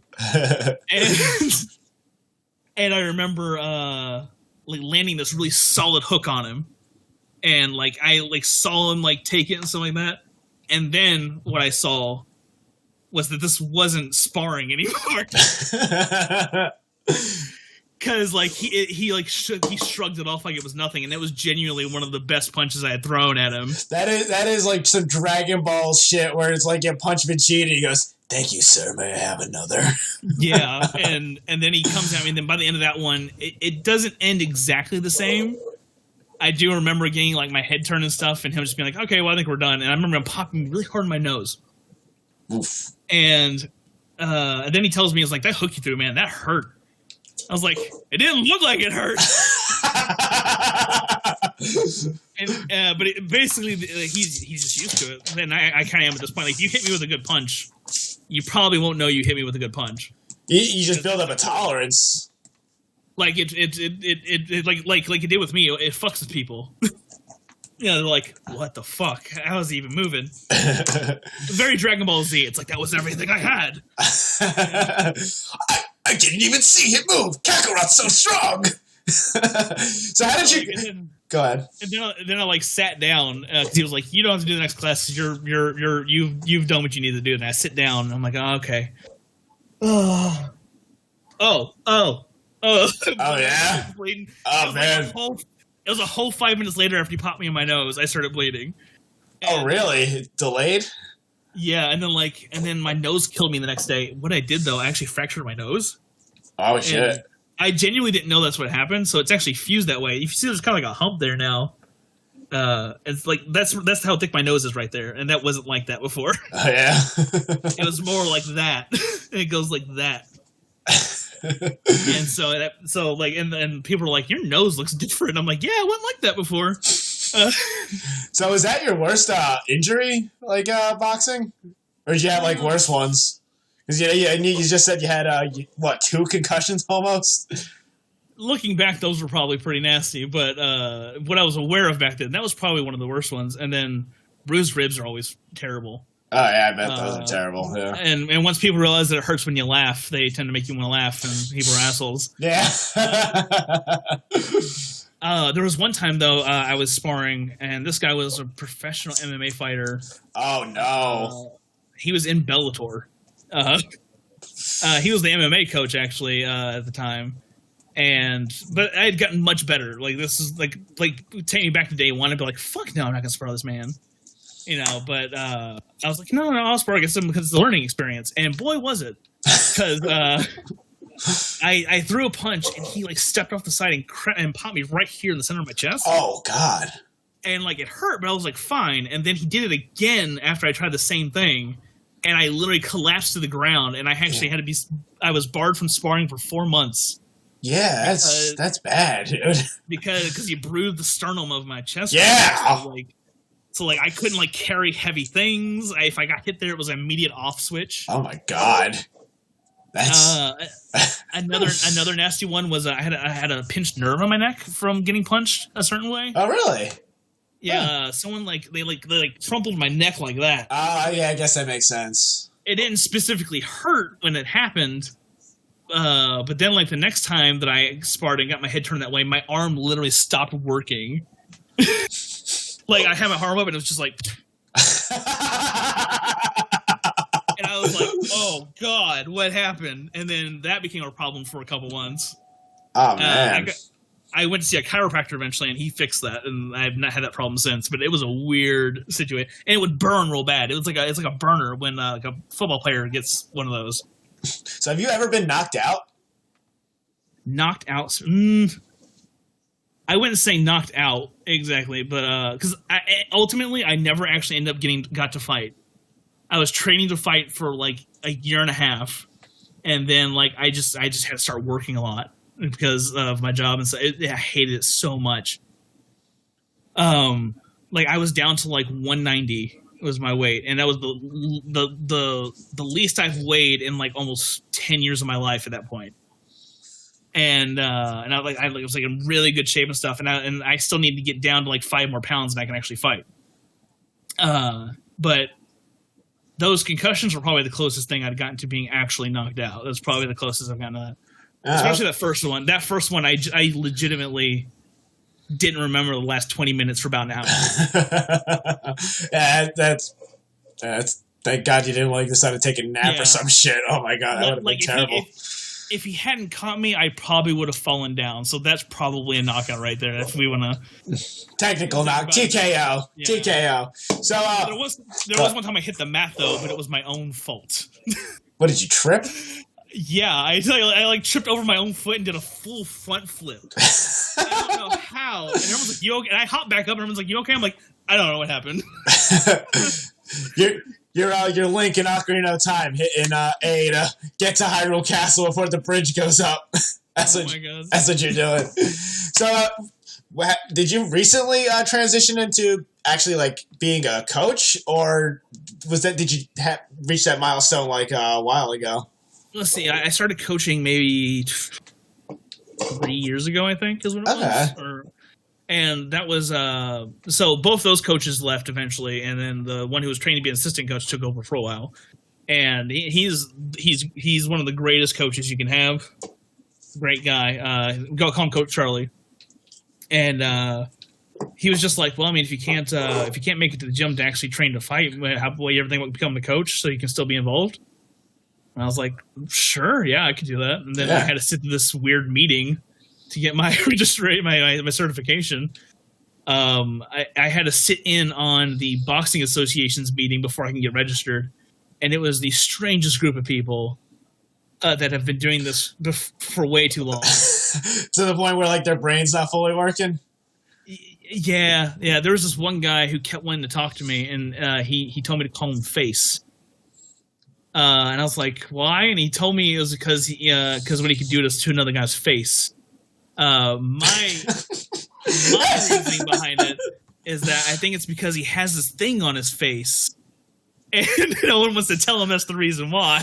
I was going to say, that sounds like one of those old guy nicknames that they come up for themselves and they think it sounds badass. And it's like, no, that doesn't make any sense.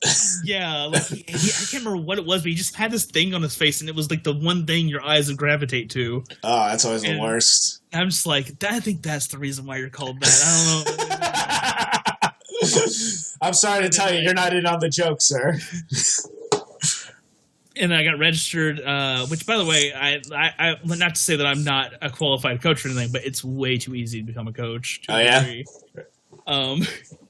Like, basically, they were like, well, no one's going to fail this test. So, and they basically just tell you the answers to the test.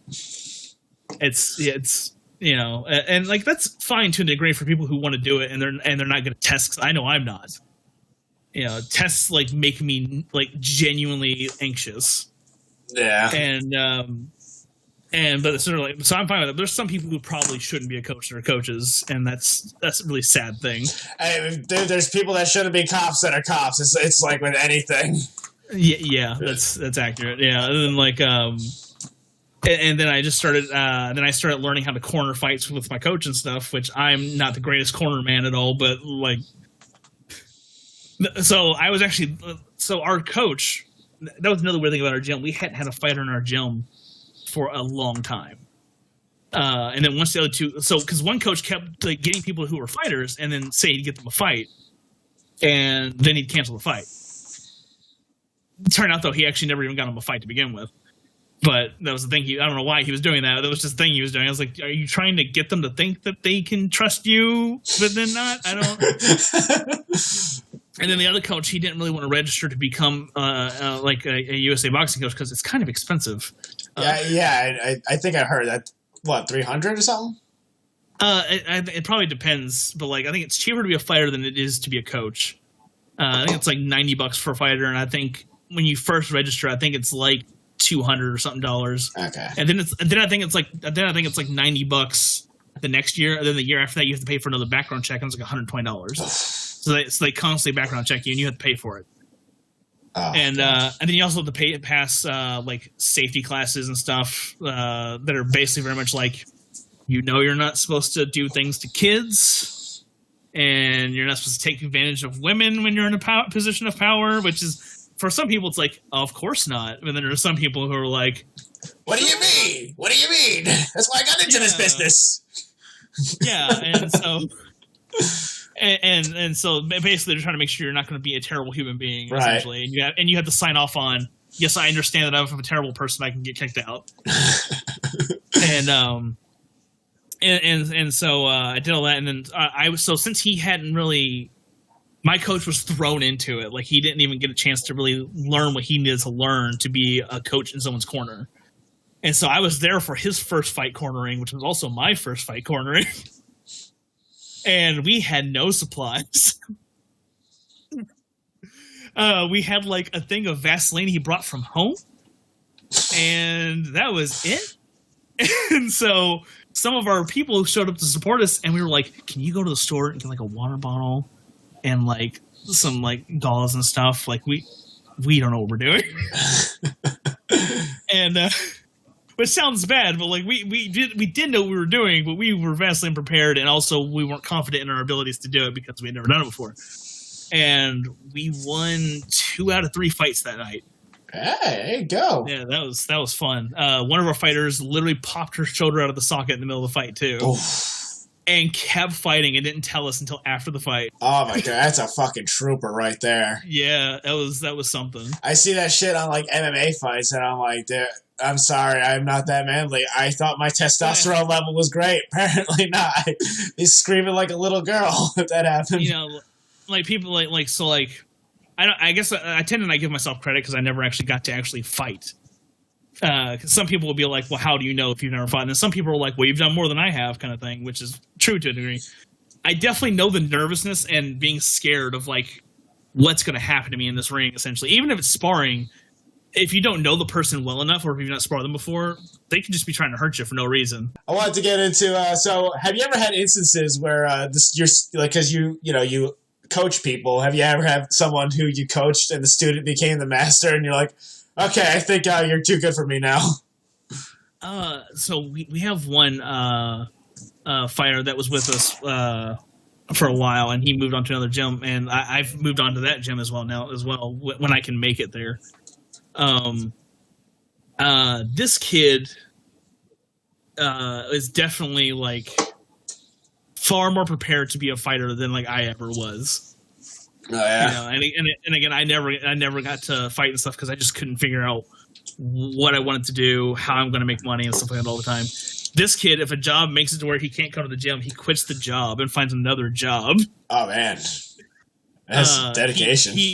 You tell him how much weight he has to lose, and he's like, okay. Oh god, that is the Christian Bale mindset. Oh, I need to weigh 90 pounds for this role. Okay, I'll do it in 2 weeks. And like, and I used to, and before I was, I'm definitely not in like sparring shape at all. Sadly enough, I'm just like in shape of like, I don't feel like I get tired if I run up the stairs right now, and I'm proud of that.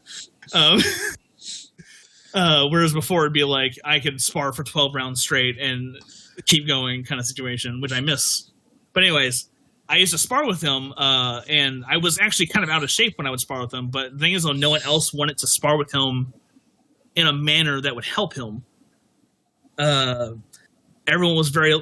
So at the gym we were at before, everyone kind of spars like, oh, we don't hurt each other, which, of course, you don't want to hurt somebody, right? You know, because they're your team, essentially. Boxing's like I think my favorite saying for boxing's the loneliest team sport. Because you have a team of people to help you, but you're in that ring by yourself. And then, and so like no one wanted to go hard on him, you know. And plus, he was also way better than all of them. And this is natural talent too. That he just kind of came in and then kind of just started picking it up like immediately. And so they also didn't want to get hurt by him, you know. And honestly, he was very good about not hurting people. They were just super nervous. And so I was the only person, because like coach, he could if he wanted to, but he also has 2 replaced hips. Oh, and so it's not exactly recommended for him. And though if he needed to throw down, like you're probably in danger, at least for a little while. If he can take you out while he has the energy. So I was in like sparring shape really. I was in better shape than I was now, but I was still like losing that edge. And so I actually started working out at work on my breaks. And just to give him something to look at, like, so I would like, because he has much longer arms than me, and I have most people I have shorter arms than them, so it's always hard for me. I'm a very close fighter because I have to be, and so I could never get in close enough to him because he has these long ass arms and he's fast. And so that's a bad combination for you. I literally practiced how to move in a short distance as fast as possible and land a punch as fast as possible for like a month. And like I would never did too bad to him. He'd always tell me that he doesn't want to get hit by my punches because they hurt. So if I made this kid say my stuff hurts, then I'm like, okay, I guess my punches do hurt. Yeah, he's just one of those naturally gifted people, though. So it's like you see him go, and it's like, I can only teach you so much. Eventually, you're just gonna break through the strategy that I had to build to get around you. Yeah, absolutely. And so I think one day he threw like his usual punch that's just super long and quick, and like Goku with instant transmission, I like teleported from one part of the ring all the way right next to him, and I like punched him like as best as I could in his ribs, and he was like shocked. Like everyone was like, "Whoa!" And I'm like, I was like, I'm not joking. I know how to do this. Just because you tend not to spar a lot when you're a coach. So some people are like, oh, I bet I could beat you and stuff because you don't even do it no more. And it's like, just give me time to prepare. And I can definitely get to where I need to go. It's because you've had the experience and the technique, whereas he is, more naturally inclined. So there's a certain point where your natural abilities run out, and it's like you got to learn the tricks, basically. Yeah, like the difference is that I knew what he does, and I knew I had to figure out how to isolate his best strength and get around it. Whereas he's just like, if I can keep you far away, then you're going to stay there. Right. So that's a coach mindset where it's like, okay, I pinpointed your weakness, so I'm going to use that against you. And the lesson of this is you need to work around your weakness, basically. Mm-hmm. Yeah, and his one solution for that is that he needs to move faster in other directions so I can't get that close to him. So if I had done that, he should have been moving either left or right, and I would have just been missing him at that point because I had literally just a straight line towards him, and he didn't move because he thought he could keep me away like he normally would. Once you realize how to get past somebody, then it's a lot easier to mess with them. So he's at a different gym now. He's like outgrown you guys basically, or is he? We've all three of us have kind of moved to the same gym now. Oh, okay. So you still see him. It's technically the better gym in the city, at least from my standpoint. But the sad part is that it's suffering right now because of the pandemic. Yeah. How is it with the pandemic? Like, because I'm sure you guys, you have to wear the headgear and stuff. Do you wear the masks too and everything? At first, we weren't wearing masks exactly. Because no one was really clear on what you do. Right. Some of the stuff. But after a certain point, when things started getting stricter, we had to be like, yes, you have to wear a mask while you're working out. I know that sucks, but now I don't know if they require it while they spar exactly, because I don't know what kind of adverse effect that would have on your stamina while you're trying to spar. I don't think much, just because I've been going to the gym a lot lately, and I've been doing a couple miles on the treadmill with the mask on, and after a while, it's like you forget that it's there. I don't know if it's the same with boxing, because I know when you're boxing, when you're throwing punches, you have like that quick burst of air when you throw it. So I don't know if that has any effect. Yeah, that's what I'm wondering. Like that's another strange thing. Like that's new. It's like I never thought I'd have to think about. What do we do in a pandemic, and how would you fight in a pandemic? Is that even a thing we can do? And I don't think anyone really had an idea. And so basically boxing has more or less just been canceled for the entirety of the pandemic so far. I think we have our first event in April. Okay. Was your gym ever shut down at any point, or were you guys always open, just varying degrees of capacity? We had shut down, and then the owner was like, we're gonna move the gym as well to a better area because we weren't making money in the previous area either, and it's because no one ever wanted to pay. Oh yeah. Yeah. So like, the gym is famous to a degree for making sure that whoever wanted to learn can learn, and it was like in a very sketchy part of downtown. But sadly, as I guess that as things got worse with the pandemic and stuff, he needed to figure out a way to actually make more money because he would usually never turn no one away and let them come into the gym and train and stuff, regardless of if they paid them or not. But after a certain point, it's become like, I can't survive now because, there's no one here to pay money now. So the few people who do come here have to pay. So I wanted to ask this: since do you watch a lot of boxing, like just for like recreational, or is it one of those things where it's like I do this every day, I need a break? I was saying that I don't really watch it that much. I have, and when I do, I tend to watch it, but I also tend to watch it as a person who criticizes people about how they're fighting. I'm the same with stand-up. Don't worry. Yeah, and I try not to. And I remember one time with the Conor McGregor versus Floyd Mayweather fight, I was watching that one just because I was like, I got to see how this is going to happen. And, like, Mayweather really wasn't doing a great job, but that was because he didn't have to. Right. He's a very technical fighter where it's like my strategy is to wear the other guy out and then actually try. Yeah, and Conor McGregor just didn't know what he was doing. And so, like, Mayweather could get away with a bunch of stuff he couldn't get away with normally. Right. In my opinion, he was more or less just messing with the man.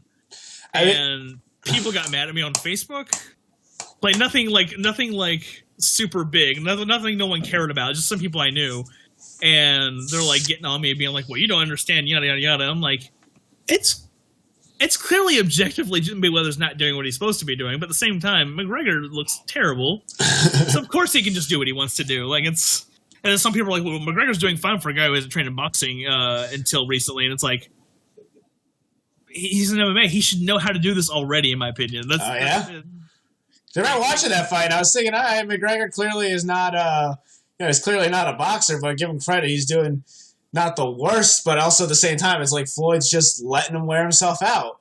Yeah, like in all fairness, credit where credit is due. Like McGregor, like he did good, I guess, against a guy who's way better at him than boxing. Oh yeah, definitely. Isn't Mayweather considered the best there is right now? I hate that that's the truth, but yeah. Well, everyone hates it because he's such a shit talker and apparently has some issues with women. Did you see? Now I gotta ask you this: did you watch the Tyson versus Roy Jones fight? Yeah, that was. Was that not the worst? Interesting. The best part of it was the end interview, to be honest. Yo, for real, dude. The actual fight, I thought it sucked. It was they hugged the whole time. I felt like I was watching a father-daughter dance at a wedding. It was so boring. It's like when they were actually swinging and ducking and everything, I was like, yo, these guys still got, like, I wasn't expecting Roy Jones to still be that fast. But, dude, most of the fucking match was hugging. But then, when the post-fight interview came around, I was like, okay, this is great because Tyson is still a fucking lunatic. Yeah. He's like, so who do you think won? It doesn't matter. We had a good time. Everyone had a good time. Well, do you think you did better than Rogers? Yeah, but, everyone had a good time. It doesn't matter. Nobody's worried about me getting hit. You're asking him all the questions. I got hit, too. Nobody cares about my safety. Mike Tyson's such a strange person to talk about because, like, he was, like, I don't know if you can consider him a good person now, but he definitely wasn't a good person. No, people forget he's a convicted rapist. Yeah, like he's definitely, like, people can definitely try their best at redemption, I suppose. Right. He did some shit. Yeah, he was a monster for a reason. And I watched some interviews with him, though, and he's just like, I was just so angry all the time because I had all these people around me who didn't care about me, and I knew they didn't care about me, and it just made me angry, and it's like, I guess I can relate to that, but at the same time, there's way better ways to go about how you took care of that issue. Well, he was like, he was boxing in the 90s, and the 90s was all about, like, grunge and angst, and I feel like that just translated to pop culture. Like, you see it with, like, just stuff with the media, like how harsh people went at Monica Lewinsky and stuff like that. It was like, people were just fucking ruthless back then, and you could just do, like, more heinous shit. So that's why Tyson got away with as much as he did. Now it's like, you look at him now, it's like, it's still the same guy, but it's a very mature sort of same guy. Like, I can respect someone who can be like, yeah, I did some bad stuff. Right. Where a lot of people will be like, no, I was justified in being a terrible person. Right. Yeah. I mean, I didn't even know until, like, I think last year that he was doing a podcast, and I was like, who the fuck wants to listen to Mike Tyson talk for an hour? Yeah, I was talking to a friend telling him about, like, I don't know how to take Mike Tyson anymore. He seems like he's trying to be genuinely trying to be better. Right.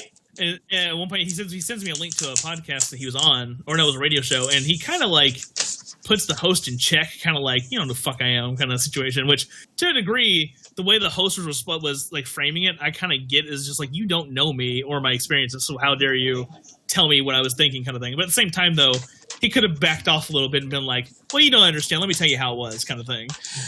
Instead of being like, you don't fucking know me. You don't tell me what I know. That's pretty much what he told him. It's just the instinct, man. It's just, he got into it because that's just who he was at his core. Now it's like he's trying to, like, hold it back a little bit. He is literally holding back the lion in his fucking system. Yeah, that's fair. Yeah, like, yeah, because when I thought about it, I was like, I can get behind the whole you don't know who I am or my experiences thing. But at the same time, though, Mike Tyson's probably not going to remember that guy on that radio show and feel bad about it later. Right. So I wanted to ask you this, get your opinion, because this is something that I have like mixed thoughts on, but I'm mostly leaning towards it's a positive. How do you feel about the Paul brothers getting into boxing? Oh God. I know that what Jake Paul fought recently, or was it Logan Paul? I don't know. Jake, he fought Nate Robinson, a fucking basketball player. He knocked him out like really good, but at the same time, it's like he's bragging about knocking out a basketball player. Yeah, like I would have more. It'd be more positive things to say if he actually went against somebody who knew what they were doing. Right. Not to say that, like, I don't know, maybe the basketball player had trained in boxing before. I don't know, but I've seen people who are like some of the best wrestlers in this state learn how to box, and they don't. You know, even basketball players. We've had basketball players that are just like they have stamina and stuff, but when you're exerting energy in those quick bursts, way different from when you're trying to dribble a basketball, play a game for hours. You need that endurance to reserve energy. Whereas in boxing, you have however many rounds, and it's usually 3 minutes each, depending on, and you have to either figure out how to expend that energy in the best way possible to take someone out as fast as possible, or to extend that energy as much as possible and try and get someone else to wear down while trying to get more points and stuff like that.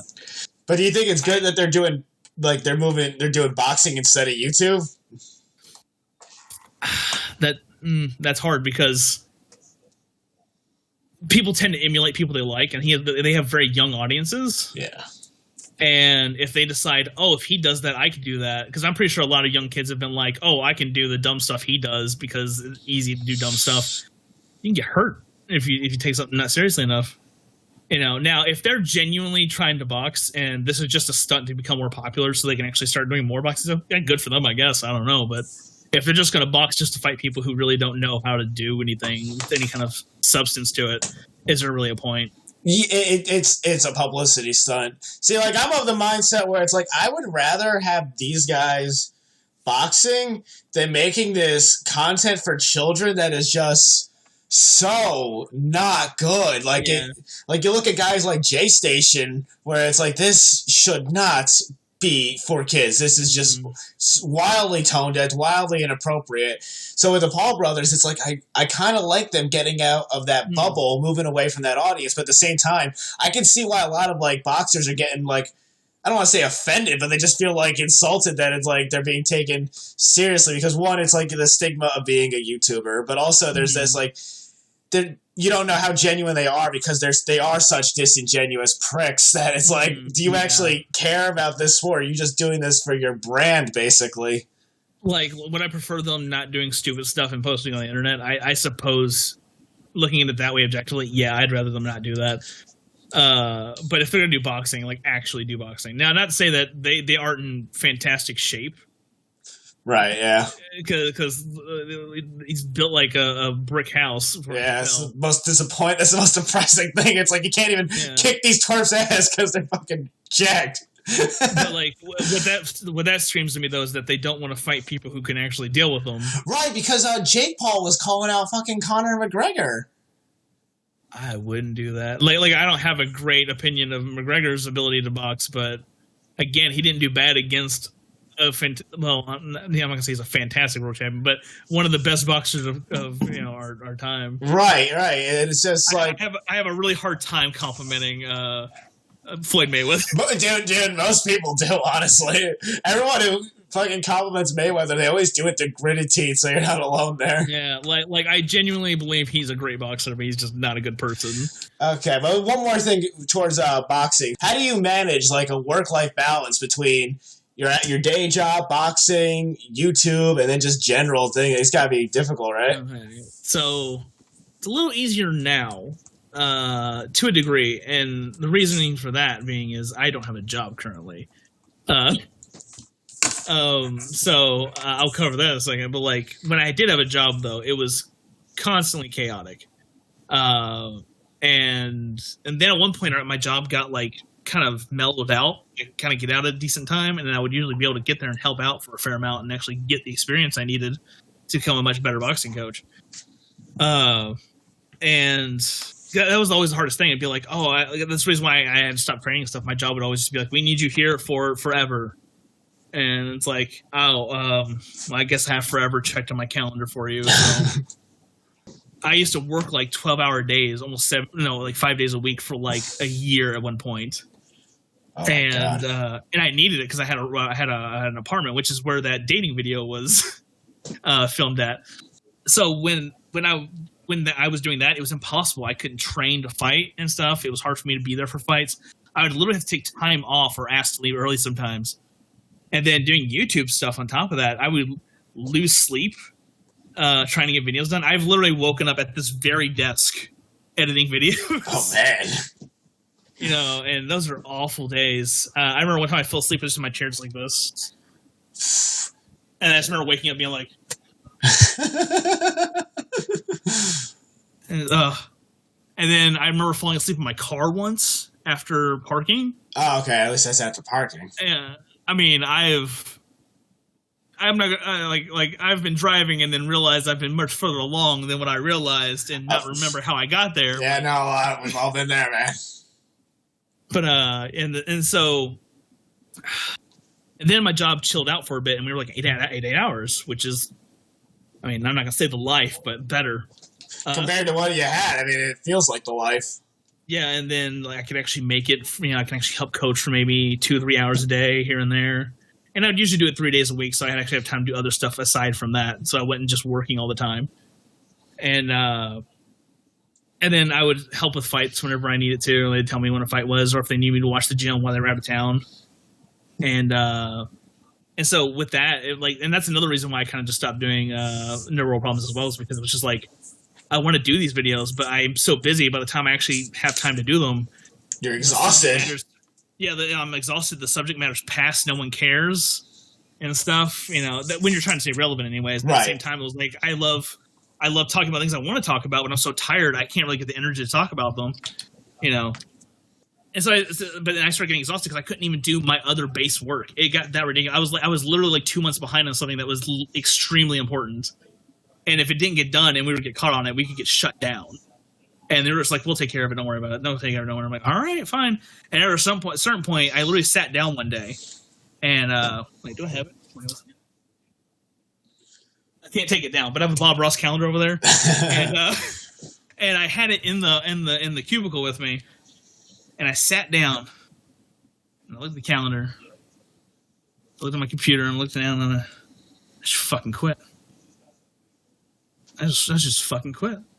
And I've had that feeling before, but usually your voice is just like, no, don't do that. You have important things you need to do. You know, what are you going to do if you don't have a job? You know, how are you going to support yourself? How are you going to do it? What if something bad happens? That voice was like, yeah, you should fucking quit. And so I literally grabbed my Bob Ross calendar and just get ready to walk out. Now, that time I got stopped by a supervisor, and it was someone I respected enough to stay. But then the next 3 days, a supervisor treated me like trash for 3 days in a row. I called in for 2 days, quit the third day. Okay. Which, by the way, I only got paid $90 for my last week, even though they should have paid me for those 2 days I called in. Did you have benefits at all, or was it just? Oh yeah, I had insurance and everything. Yeah. Okay, so that's a real walkaway. That's a big important one for me. Yeah, like that's one other reason why I hadn't quit, because I needed insurance. But at this point, I was just like, I can't do it anymore. It's just you valued your mental health over just the money at that point, which is like. To illustrate how livid I was with the supervisor, he fucked something up and I had to fix it. It was his fault. And he was making me stay there for 13 hours to help him fix this problem. And I was literally looking for security cameras because I wanted to hurt this person. I'm never that person. I'm never that upset of a person. And I call that, like, so I told you about my Coach Charlie. I call that Coach Charlie thinking. That's some shit that he does. And I was literally like, where's the camera? I'm going to knock this motherfucker out.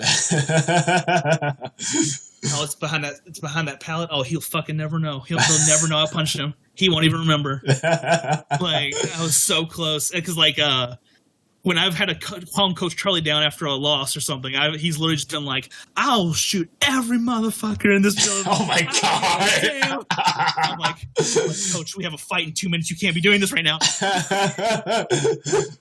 Oh, Jesus Christ, what was the conversation like with him as a kid? The parent-teacher conferences, I know Charlie can be a handful sometimes. He doesn't sit still and he fidgets when he's reloading. I'm sorry. So that was the epitome of that. I was like, I'm done. I'm absolutely done with this.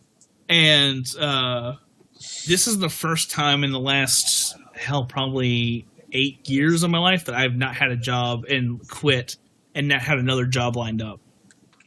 And because I was literally just like, what am I here for? Money? I can get money. Which is another Coach Charlie statement, because I've heard him literally say that before when he was frustrated with something. He's like, what am I doing? What money? I know how to get money. I'm like, all right. So I just went in that same mentality. I was like, I know how to get money. It's just money.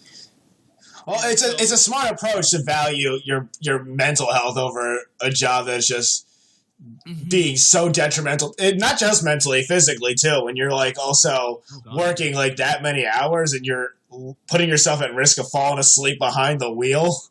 And, I don't know how bad my health is right now because I've not been to a doctor because I don't have insurance, sadly.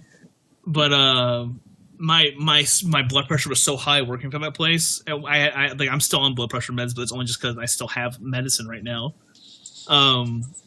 Before that, though, before I was on blood pressure meds, I went to the chiropractor and he took my blood pressure and he was like, I think this one's broken. Let me go get another one. This one might be broken too. Let me go get another one. They get me they get a regular one. Your blood pressure's 240 over 170. You should be dead. You could have a stroke at any moment. You need to go to the doctor today. They literally were like, you're not. They made a doctor appointment for me.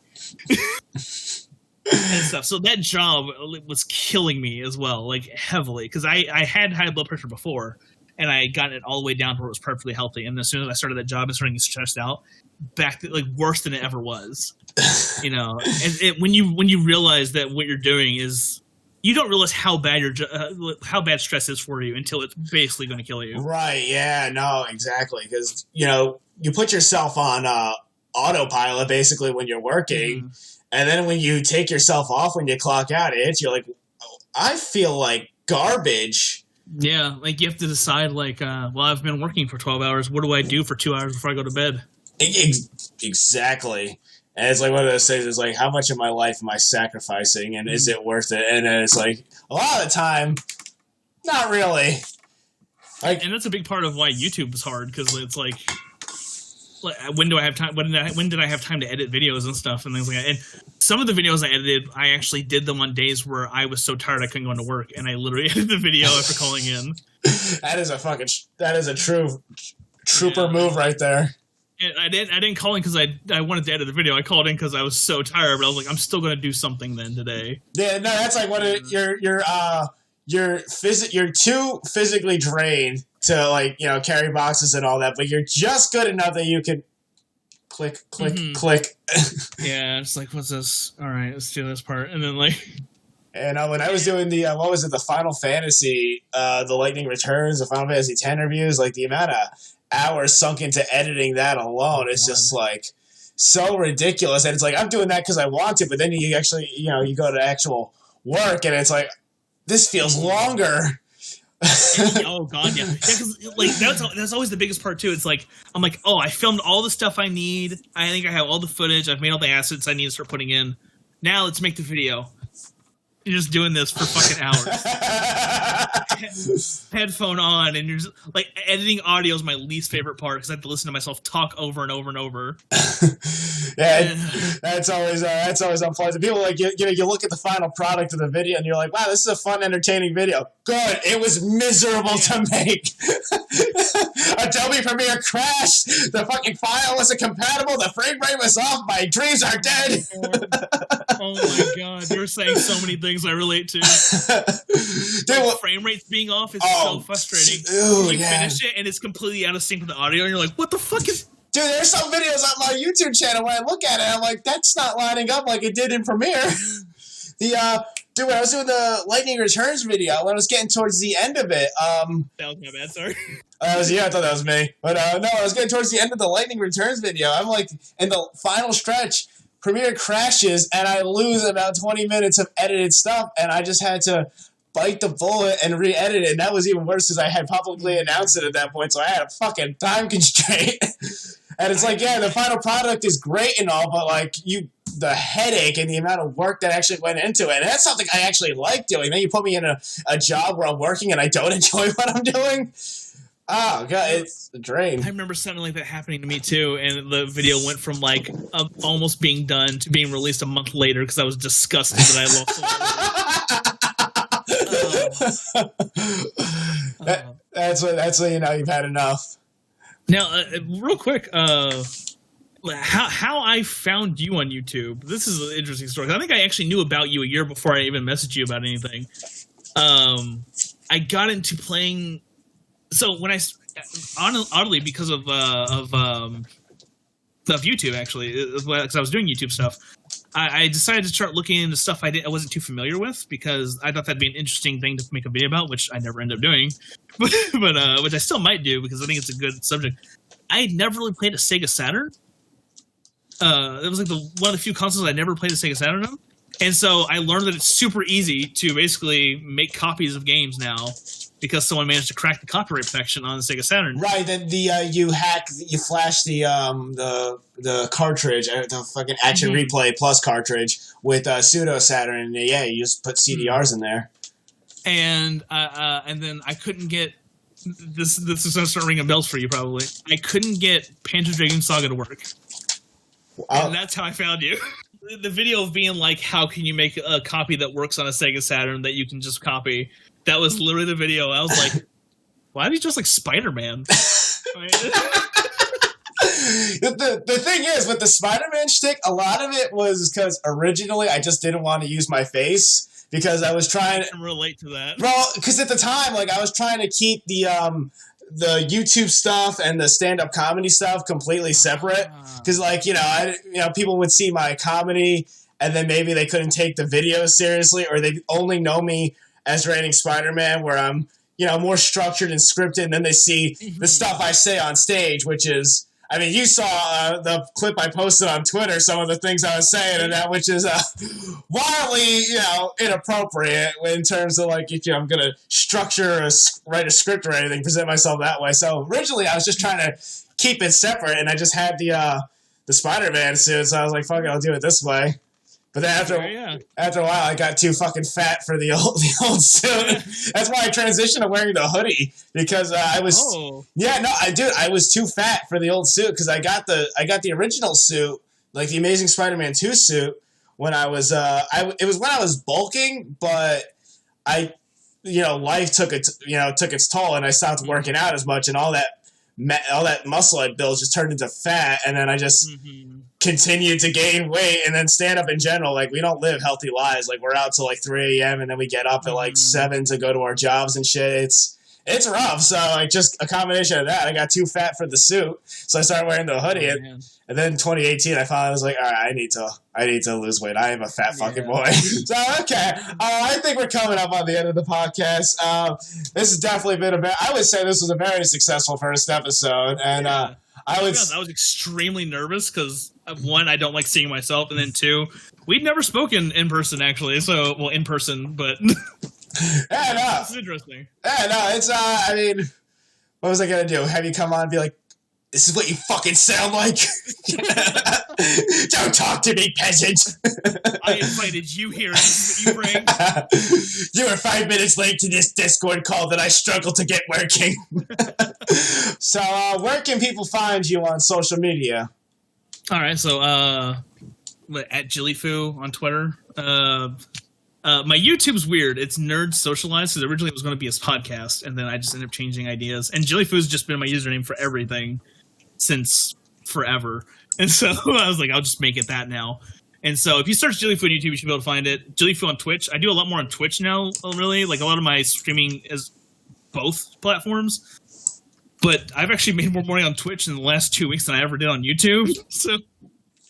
Gotta start getting on that Twitch grind soon, I swear to God. Yeah, like, I mean, it's only $50, but I've only ever made like $10 on YouTube, and I never got it because you need $100. So, back in 2012, I got a good old check for $50 from YouTube back in the day.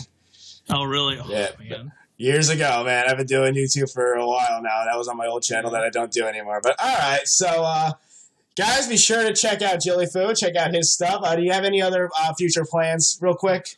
Anything that you're planning coming up? Sorry, I'm stumbling. No, you're fine. If you ever come on the Twitch channel and you see a blue and pink anime boy, that's also me, but in VR. So don't be confused. That is thing. That's one thing we didn't really get to touch on. That was a little bit of the rebranding thing, and so I've been involving that. So if you ever see like a pink and blue anime boy, the aesthetic's like synthwave cyberpunk kind of thing. That's me. I'm just in virtual reality. That's pretty much what it comes down to. I don't plan on using this avatar in my video anymore, or at least as much. Like maybe a joke or a cameo of like the original character of some sort. But currently, I don't have nothing too big. I stream usually weekly, like at least like 2-3 times a week. And so if you stop by, you can play audio and mess with me or make me do push-ups on stream. All right, that sounds good. So this was episode 1 of the Pixel Trash Podcast. Thank you for being here, JillieFoo. Thank anyone at home who's watching, and we will see you guys on the next episode.